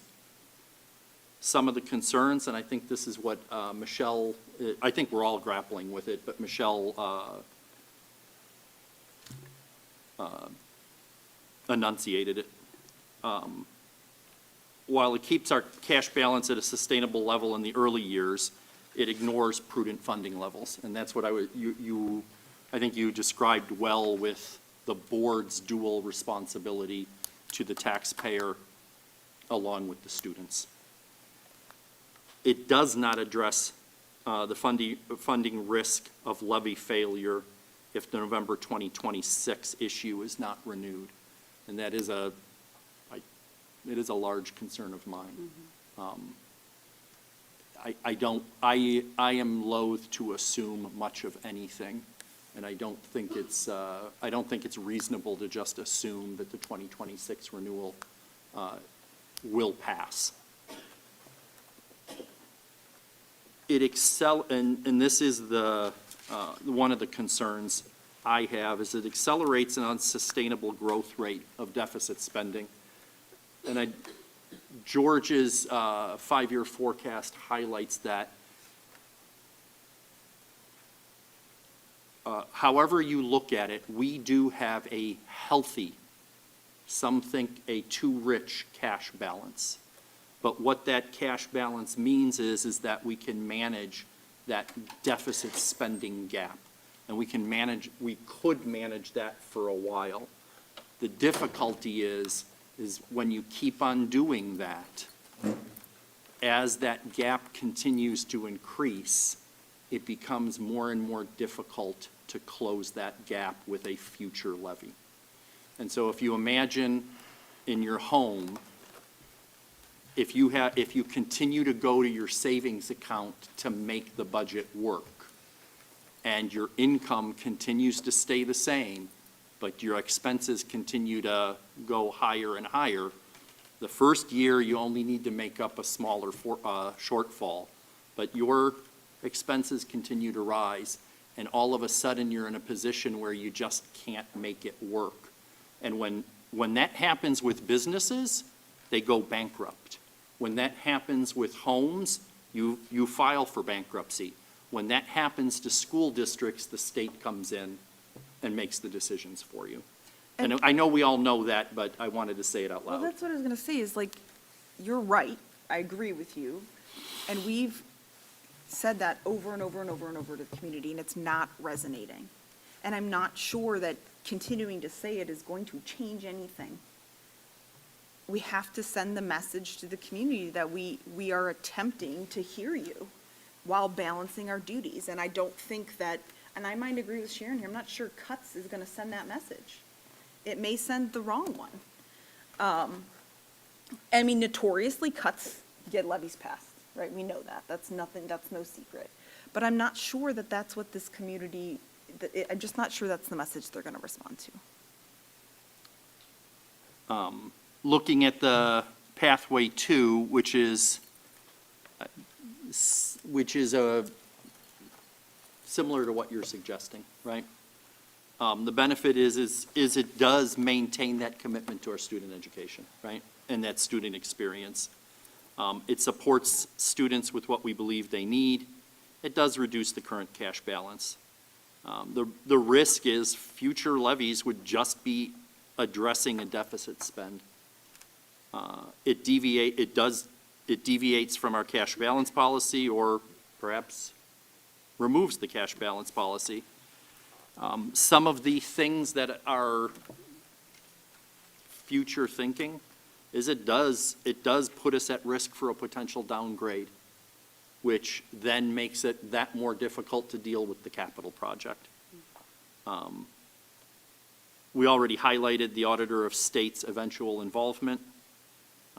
We do have a concern to certify our 412 certificates, and George is charged with being able to certify those 412 certificates, which is just, I don't want to go into the voodoo of what a 412 certificate is, et cetera, but it is something that George has to do, and I'll give you a chance to comment, that says the financial decisions we're making today, George, with his treasurer acumen, can say we have the money in the bank to make them. Did you want to highlight that anymore? Yeah, and it's just not the treasurer, it's also the board president and the superintendent also signed the 412. And what it is certifying that we enter multi-year contracts, that we have the funds available to enter those contracts, and specifically also, yes, the purchase service agreements, but it also the labor agreements as well. So if you're looking to negotiate with the labor unions, you might be restricted on how many years that you'd be able to approve a labor agreement based on the funds that are available. So currently by law is 3 years. If you're showing a deficit in the third year out, then you're not able to certify it for that third year. So so those are the different factors that go into certifying the certificates. Is if you're showing wherever you're showing that deficit is as far out, you can go to certify a potential service contract or labor agreement. And another way, because I have had to sign those, another way to describe it is it means that we can't just operate on a whim and a wish. We can't just assume that levies are going to be passed. We can't just assume that renewals are going to be passed. We actually have to be able to say, hey, for the life of whatever this is that we're signing, there is an assumption. It is not an assumption, well, everything will work out in the end. The assumption is we have the money, and we will have the money. I think I'm going to, are any other comments or questions? The only other concern that I have with Pathway 2 is if we don't do any cuts, is that in 18 months, we could potentially be doing $6 million in cuts. And I just, well, that would be what, approximately 5% of our budget, about? That would be a big undertaking, but if nothing changes in the next year and a half. So in the comment 6-7%. I'd like to share that, again, is a different way to approach what Michelle's talking about. There is the intention of the district that we want to continue to grow versus the pathway that if we choose not to make difficult decisions, and every decision is difficult, but what I'm afraid of is we quickly get into a position where we're just going to try to do a renewal for whatever small amount that we think will address the taxpayers' needs. And suddenly, we're in a mode of every 2 to 3 years, there's an increase. Every 2 to 3 years, we're looking at how do we balance the budget? Is it cuts? Is it this? Is it that? Versus the work that I think has been done in the last 5 years to make this, and I don't want to, I do believe we're a premier district right now. I believe we're one of the leading districts. And so for me, some of the decision process is saying, how do we understand the decisions we're making today and the consequences they're going to have tomorrow? And avoiding tough decisions now, I'm afraid, will, again, I need to think it through, Michelle. It makes sense in the sense that it plugs holes. But I'm afraid that if we plug those holes and kick the can down the road, we won't be able to change course. Are there any other comments? I mean, that's getting really lofty. Yeah, I would just want to add to that is it doesn't have to be like either or. Like, we can amend the cash balance policy and still approve cuts. Like, those are not distinct. We can still say this didn't work for our community. They want to see the money lumped together, and here's still our concern. Like, we can do both. It maybe looks a little trickier, but I don't think it's out of the question. Okay. And I will just, we still have another question to consider. I think it is more so just spending the money that's down, even looking at this document that we got today and what's being assumed with, we've got this money here, and here's people commenting on it and what their house is worth and what their taxes are. Comparing that in terms of not the betterment of the students, but what somebody's house is worth. So kind of looking at this, like, it's kind of irrelevant to the whole thing to me. Like, doesn't really matter.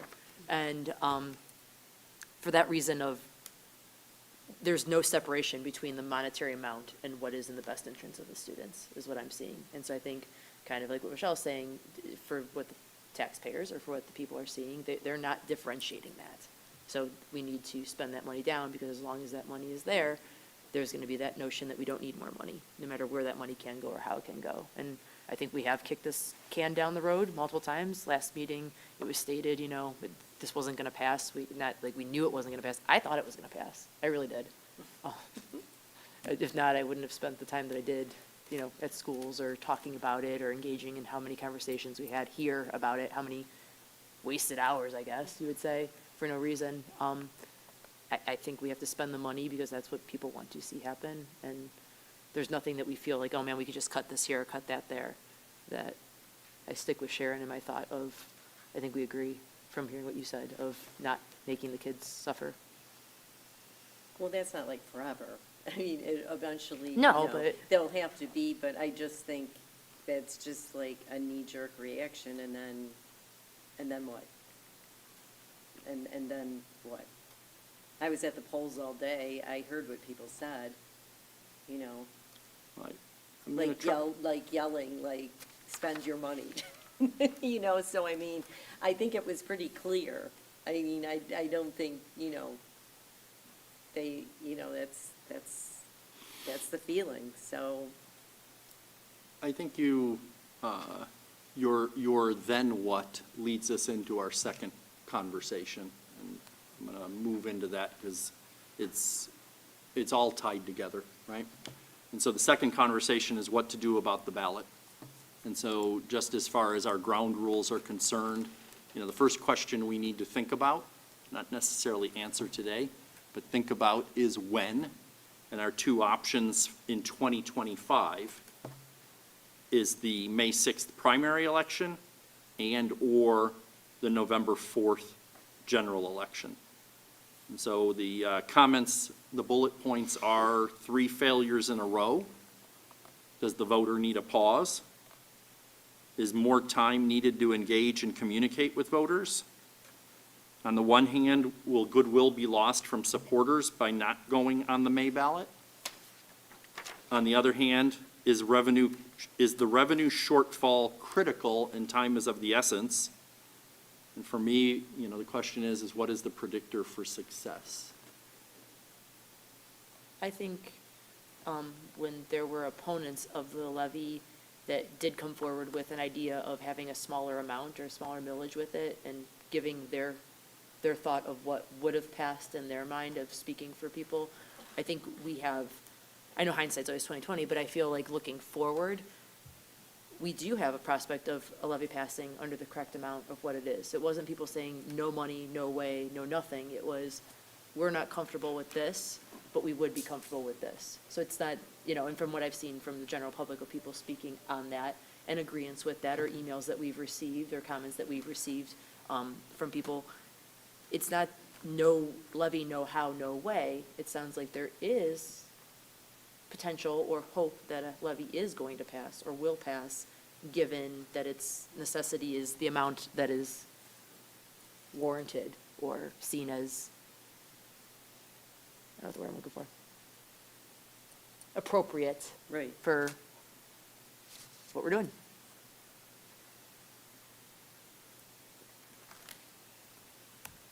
I can answer one of the questions, I think. What will be lost from supporters? I don't think so. Okay. The people that are gonna support the levy through all of this are gonna continue to support the levy. Those are the people who are in the die-hard, it doesn't matter the dollar amount, we vote yes on levies. And I I don't agree. think we're going to lose those. What we need to gain is the in-between voters, because you have the group of their always knows, too.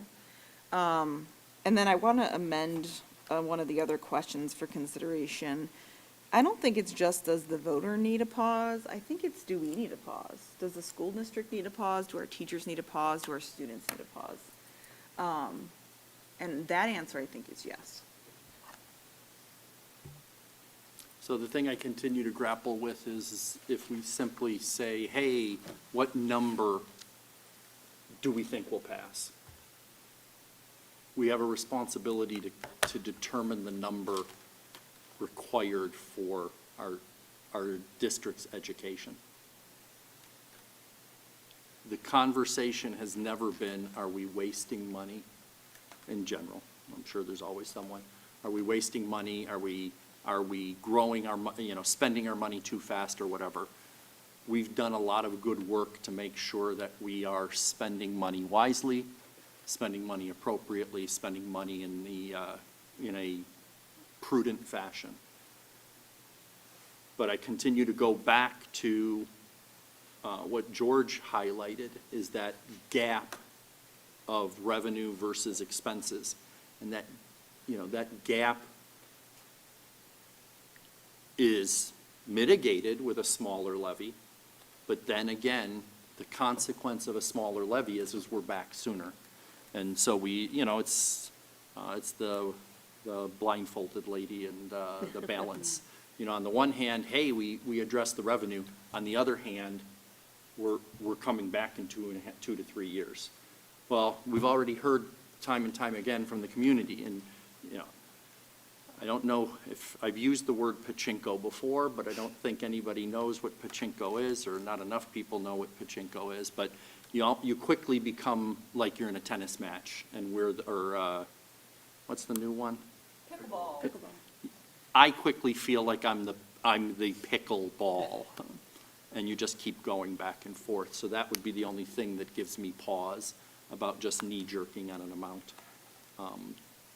But we do need to consider it and go from there.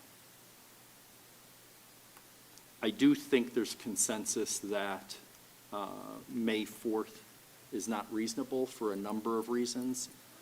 So I think we can start thinking about November 4th, in which case question 2 is what?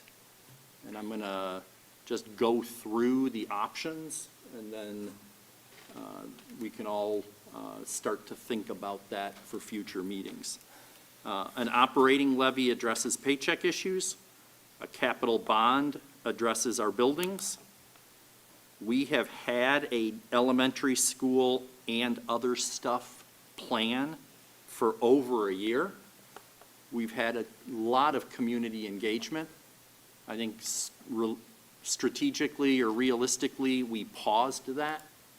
We are now at a point where we can no longer pause it much reasonably anymore. So I do think we need to consider the primacy of that along with the paycheck issue.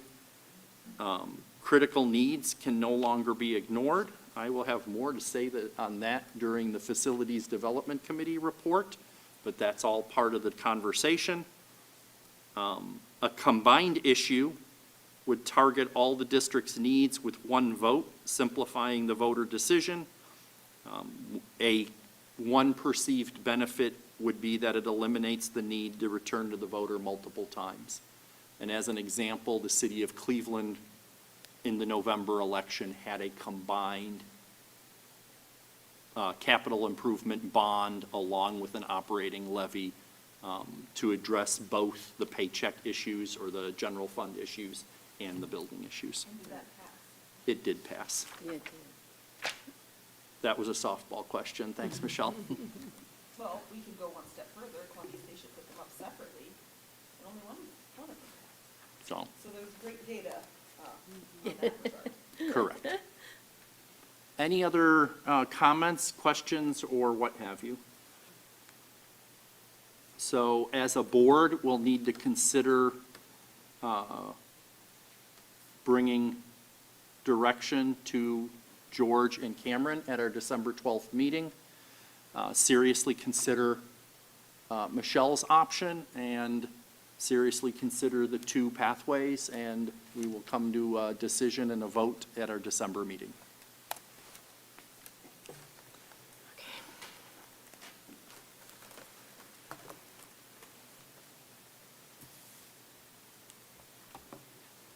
Cameron, did you have any closing comments? No. No, what I always think about when I have decisions like this to make is to reflect on the discussion was had, come to the next experience with what I think the right decision is, with all the information that I have, and share that, and that way we can move forward with everybody being prepared with a concise focus on what do we want to do, what do I think is best with the cash balance policy, what do I think is best with the reductions, whether it's the 3 million, the none, or somewhere in between. And that way, when I have time to reflect, to think through it, I can come and be ready to share my decision and have a healthy discussion. So I appreciate the discussion everybody had here. All George and I need is the direction to move forward, and we'll take the direction of the board and go from there.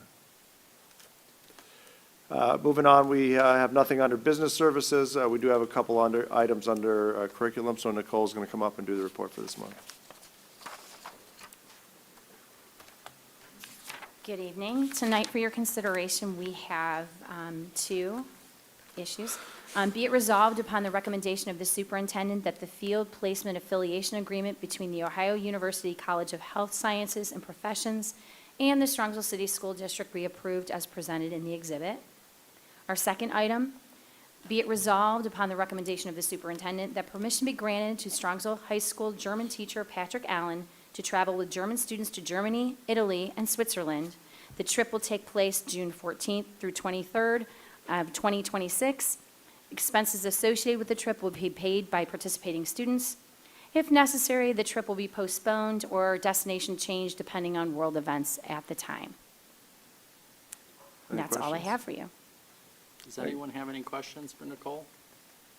Why are they going to Italy and Switzerland if they're only German students?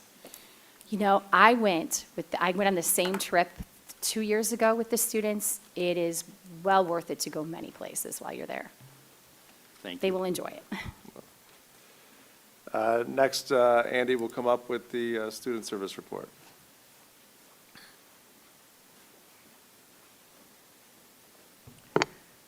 Good evening, members of the board. I have one item for you this evening. Be it resolved upon the recommendation of the superintendent that the Board of Education enters into an agreement with Insight Behavioral Consulting, operating an educational institution known as Insight Academy, for placement of a student who requires special education and related services for the 2024-25 school year. Tuition in the amount of $74,984 will be charged on a prorated basis and an additional $5,000 if the student attends extended school year. Questions for Andy? Thank you. Next, we'll have Ryan up for the Human Resource Report for the month. Thank you and good evening. I have the following items in human resources for your consideration. Item 1, resignation, certificated.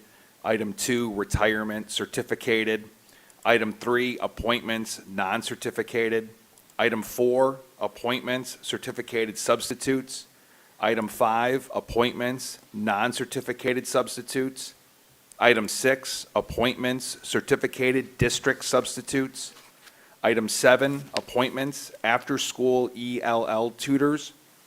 Item 8, appointments, non-certificated athletic supplemental contracts. Item 9, changes in hours, non-certificated. Item 10, changes in status, non-certificated. Item 11, contract recommendations, non-certificated. Item 12, educational and experience upgrades. Item 13, stipends, drug testing coordinators. Item 14, volunteers, chaperones. Item 15, leaves of absence, certificated. Item 16, leaves of absence, non-certificated. Item 17, unpaid leaves, non-certificated. Item 18, revision. Item 19, revision. And item 20, termination, non-certificated. Be it resolved upon the recommendation of the superintendent to terminate any and all employment contracts of John Promozic effective immediately pursuant to Ohio Revised Code 3319.081, and this requires a vote. Do I have a motion? So moved. Second? Second. Motion by Ms. Stavcek, second by Mrs. Cobain.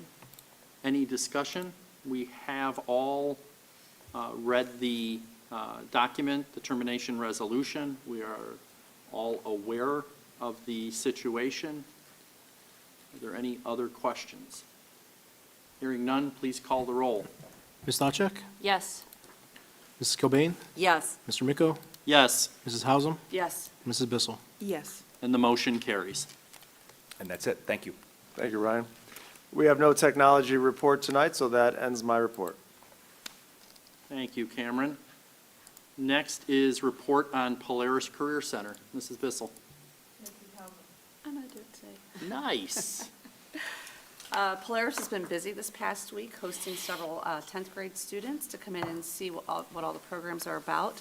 And registration is now open for our high school students for next school year.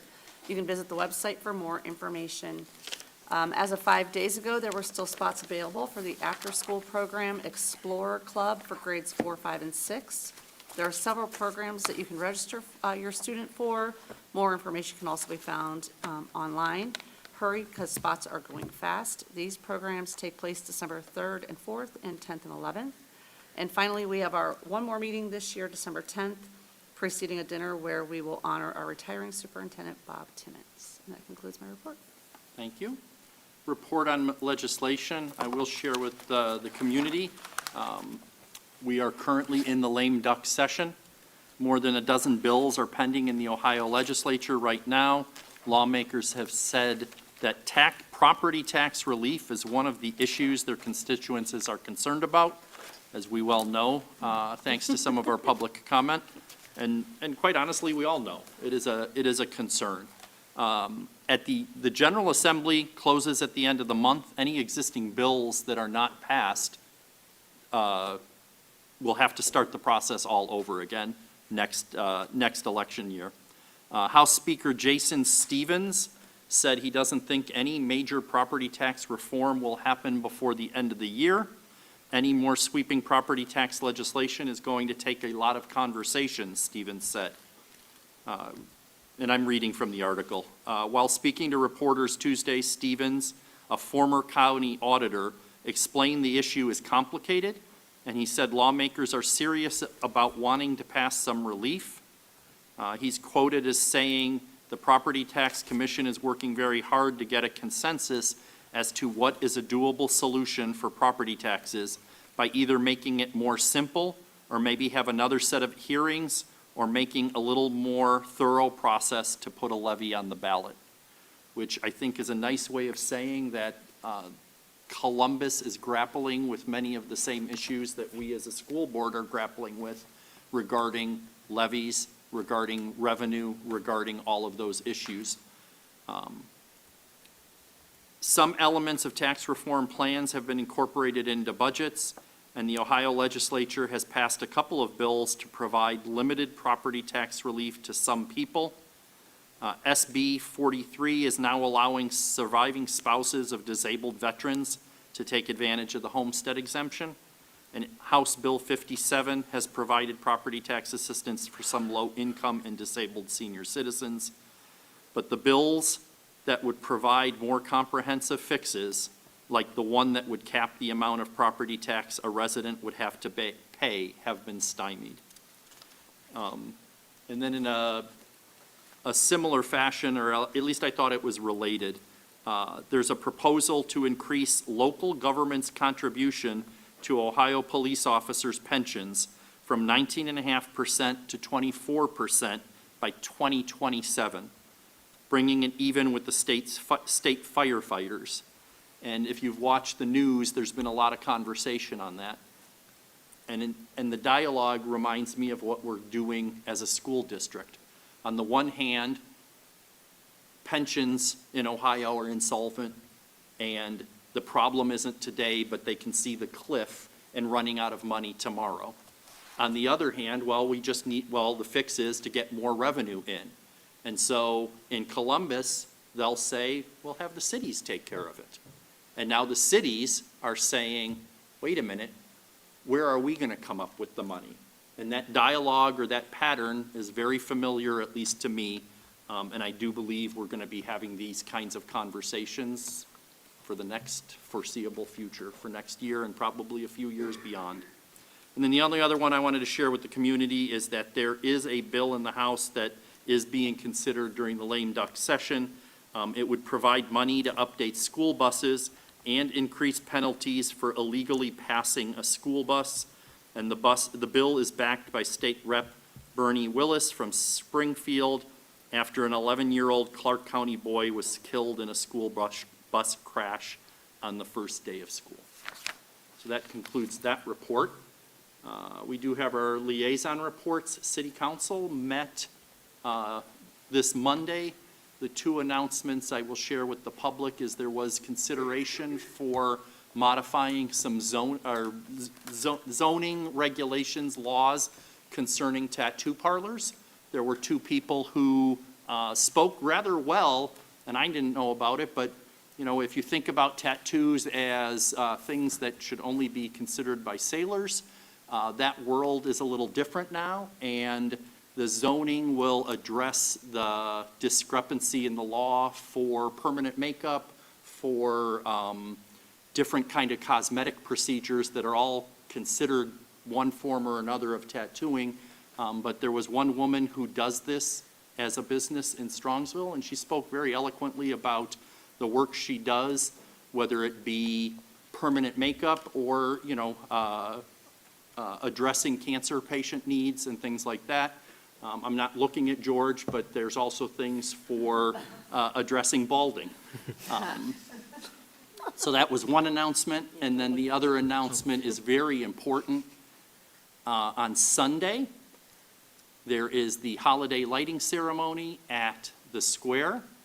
The ceremony starts at 5 p.m. I've been assured that Santa Claus will make a visit.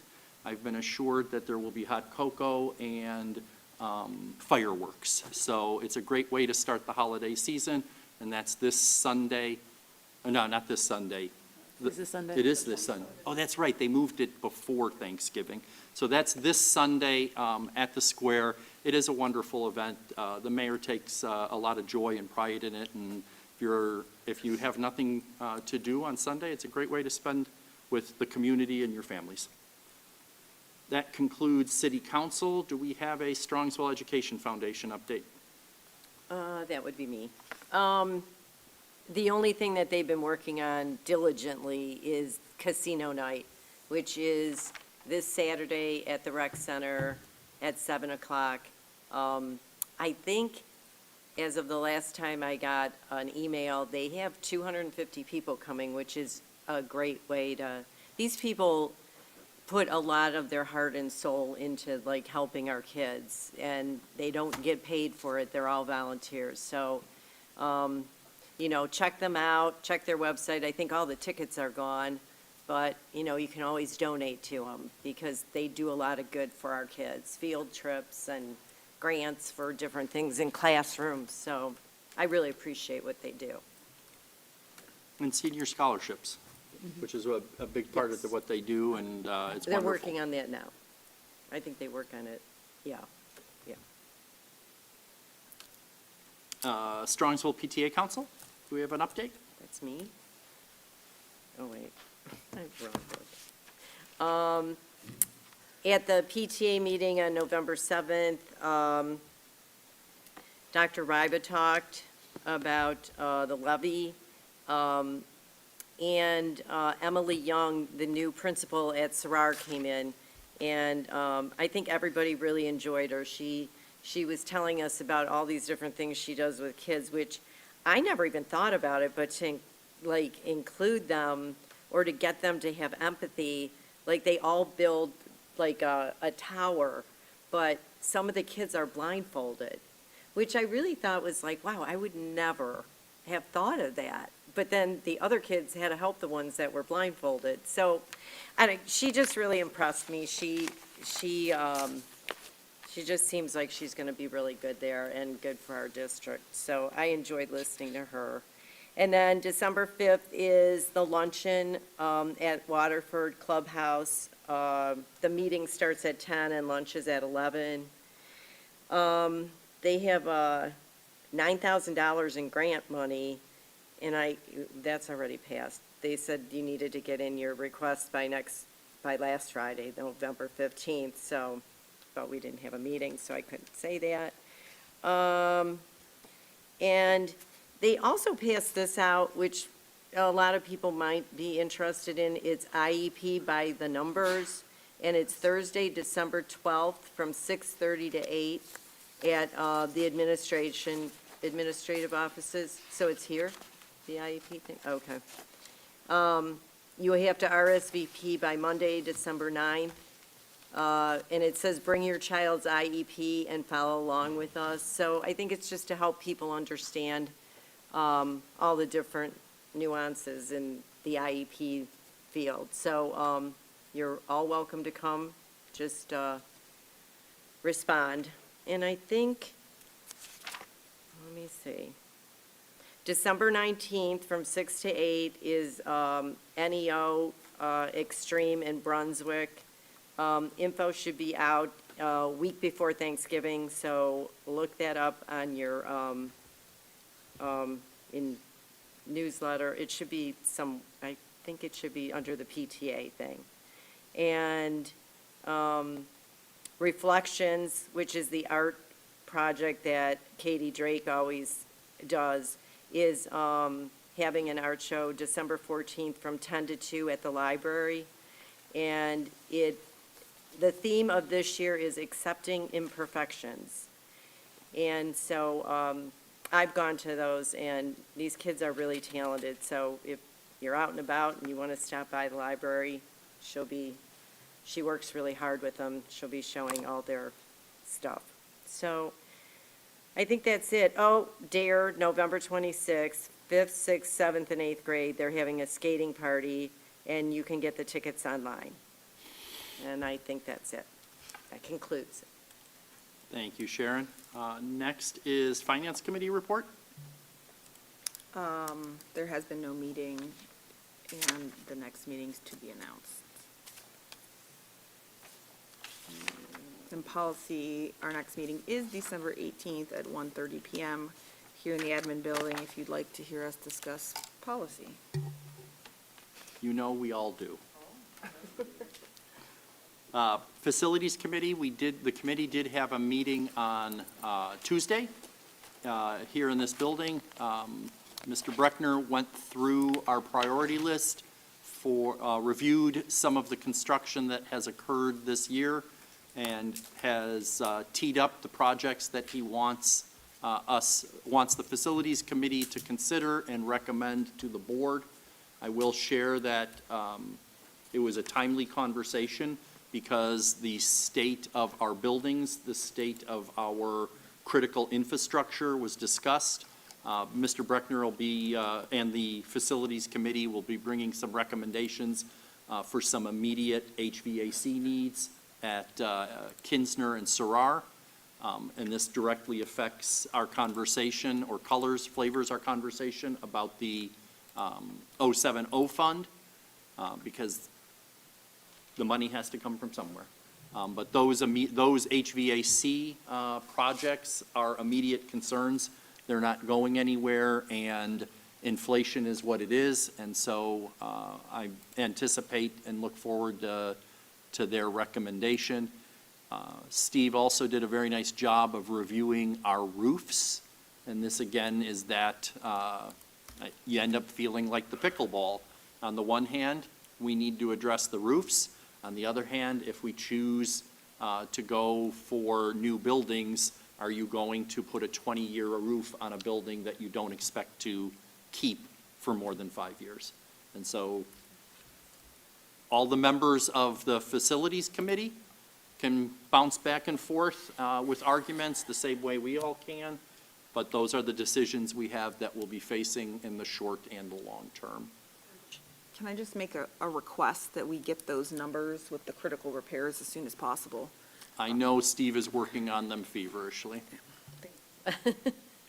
So, and we do have, our next meeting, Steve, help me, is February 11th in this building will be the next Facilities Committee meeting.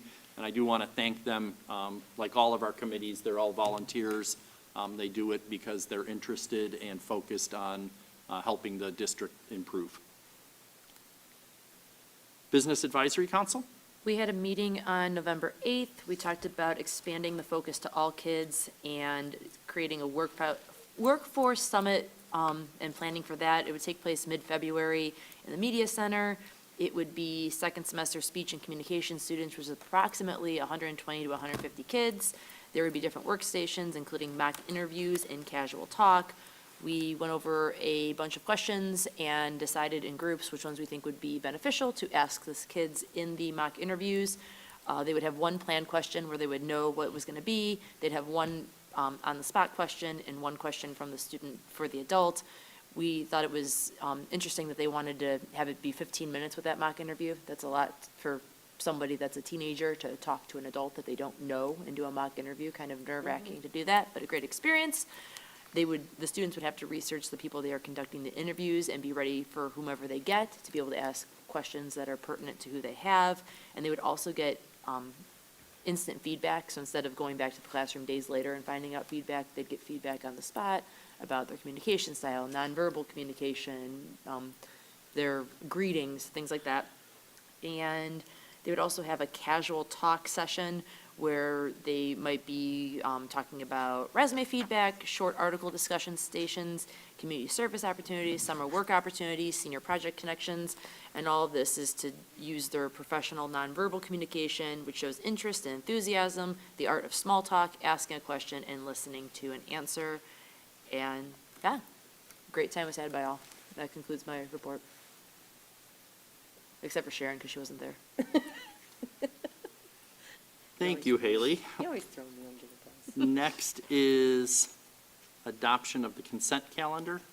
Action by the Board of Education and adoption of the consent calendar at this point of the agenda means all items appearing in the agenda denoted as type action consent are adopted by one single motion unless requested otherwise. Do I have any otherwise?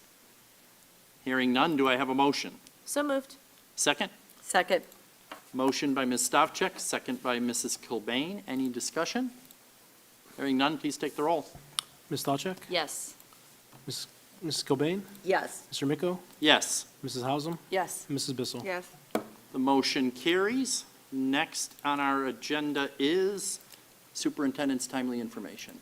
Thank you, Mr. Micko. George will put up the slides. You know, I'm able to get out into the buildings a couple times a week usually and see the great work that's going on. But Dan puts these slides together for me, and it's just an awesome opportunity to celebrate the work that's going on in the district. And it's also great for me to see some of the things I don't get to see when I'm out in the building. So we're going to start at Kinsner in 5th grade with Mrs. Miles' science class. And so as you can see through some of the pictures, you could study in a book what, you know, decomposition means. But what they did is they took some of the mini pumpkins left over from the holidays, they put them in terrariums, they put worms and other organisms in there, made their hypotheses and their predictions as to what would happen to that, charted it out, took data, and what a great experiment for them to see what happened. So as Ms. Miles shared, it's been a rewarding project because the kids got to really apply what they learned in the real world context.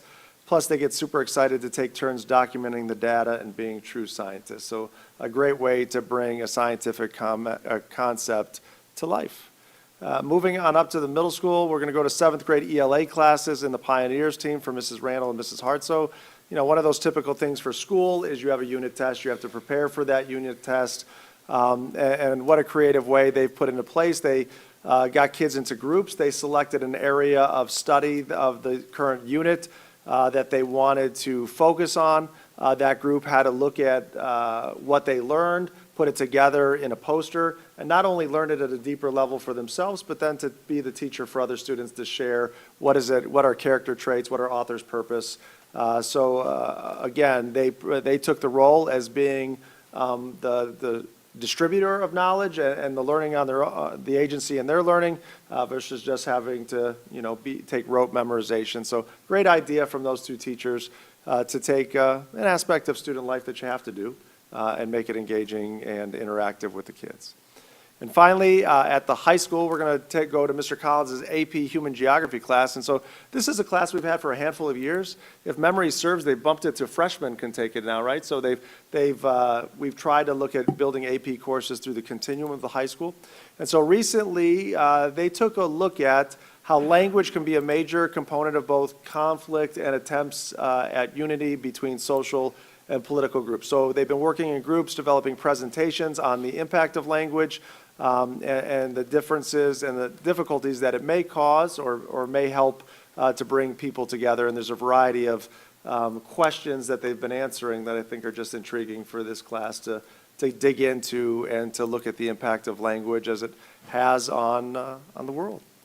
So we appreciate those educators in their work to bring engaging lessons to life. And finally, we know that it's a short week next week for Thanksgiving, and we are moving into the December holiday season. So there's a variety of concerts at all levels that are there starting December 3rd all the way through December 18th. And you can either see those in person or you can live stream them and see them on demand on SCS TV. And Scott will be a busy guy coming up. And what did you tell me, Scott? You've figured out how to live stream, what, 4 locations at the same time. So his skills know no boundary. So we appreciate you, Scott. So with that ends the timely information update. Next is Board of Education, other. Do we have any others? I have one. We should be congratulating Becca Bova's 2nd grade class at Whitney Elementary because they proved that just one vote can make a difference in the world. So just your one vote for anything is because they adopted a calf through Discovery Dairy adopts a cow, and she was born last month at 100 pounds and 32 inches, and she, per Becca, was utterly the cutest calf. The kids named the calf, one of my least favorite words to try to say on the spot, peony. Peony. Rendezvous, peony. Yeah, I Peony. read that, yeah. There were over 152,000 votes submitted, and America's favorite calf happened to be Peony. We have another local celebrity here in Strongsville. That concludes my report. Thank you. Are there any other reports or any others? I went to the fall play, and it was really good. I'm just saying that. My grandson was in it. I was very proud, but They always do, they really do, like, such a great job with those kids, and the place was packed, and they got a standing ovation, so it was fun. It was a fun night. They're having a musical in the spring, can't wait to see that one. We're all looking forward to it. Laura? Just, the Chamber of Commerce has their holiday scholarship dance Friday, December 6th, from 7 to 11 p.m. It came back to Strongsville. It's at the Encore Event Center, formerly Mashad's. If you have a chance to attend that, that would be great. They give back $22,000 in scholarships to Strongsville seniors, so I just happen to have tickets if anybody needs any, so let me know. Thank you, Laura. Any others? So I did want to take a moment to just, our Strongsville school community experienced a tragedy earlier this week. As many of you know, one of our senior students, Dominic Galarzo, was killed in a traffic accident early in the morning. I just want to share what was quoted in the article. Our Dominic was the most kind, sweet soul, dedicated son, loving brother to Isaiah, and friend to many. He loved dogs, watching UFC, dancing to Spanish music, and tinkering on his car. He was deep and intellectual, an avid learner that had aspirations of becoming a therapist to help others. His smile would light up the room, and he gave the best hugs. He will be so missed, but his beautiful life will live forever in us. He is a model Mustang. He will be a Mustang forever. It gives me pause. Thanksgiving's approaching. Make sure to prioritize the things that are important and not worry about the things that aren't. I will pray for him, and I will pray for him, his family, and I suggest you do the same also. Thank you. Meeting notification. We have a regular Board of Education meeting Thursday, December 12th, 7 p.m. in this room. And we do have reason for executive session on the topics of To prepare for negotiations or bargaining sessions with public employees concerning their compensation or other terms and conditions of their employment, to consider the employment of a public employee, and to consider the discipline of a public employee. Do I have a motion? So moved. Second? Second. Motion by Ms. Stavcek, second by Mrs. Cobain. Any discussion? Please take the roll. Ms. Stavcek? Yes. Mrs. Cobain? Yes. Mr. Miko? Yes. Mrs. Hausum? Yes. And Mrs. Bissell? The motion carries. We will enter into executive session at 9:40. We have no expectation of further business. Thank you for your attention, and have a happy Thanksgiving.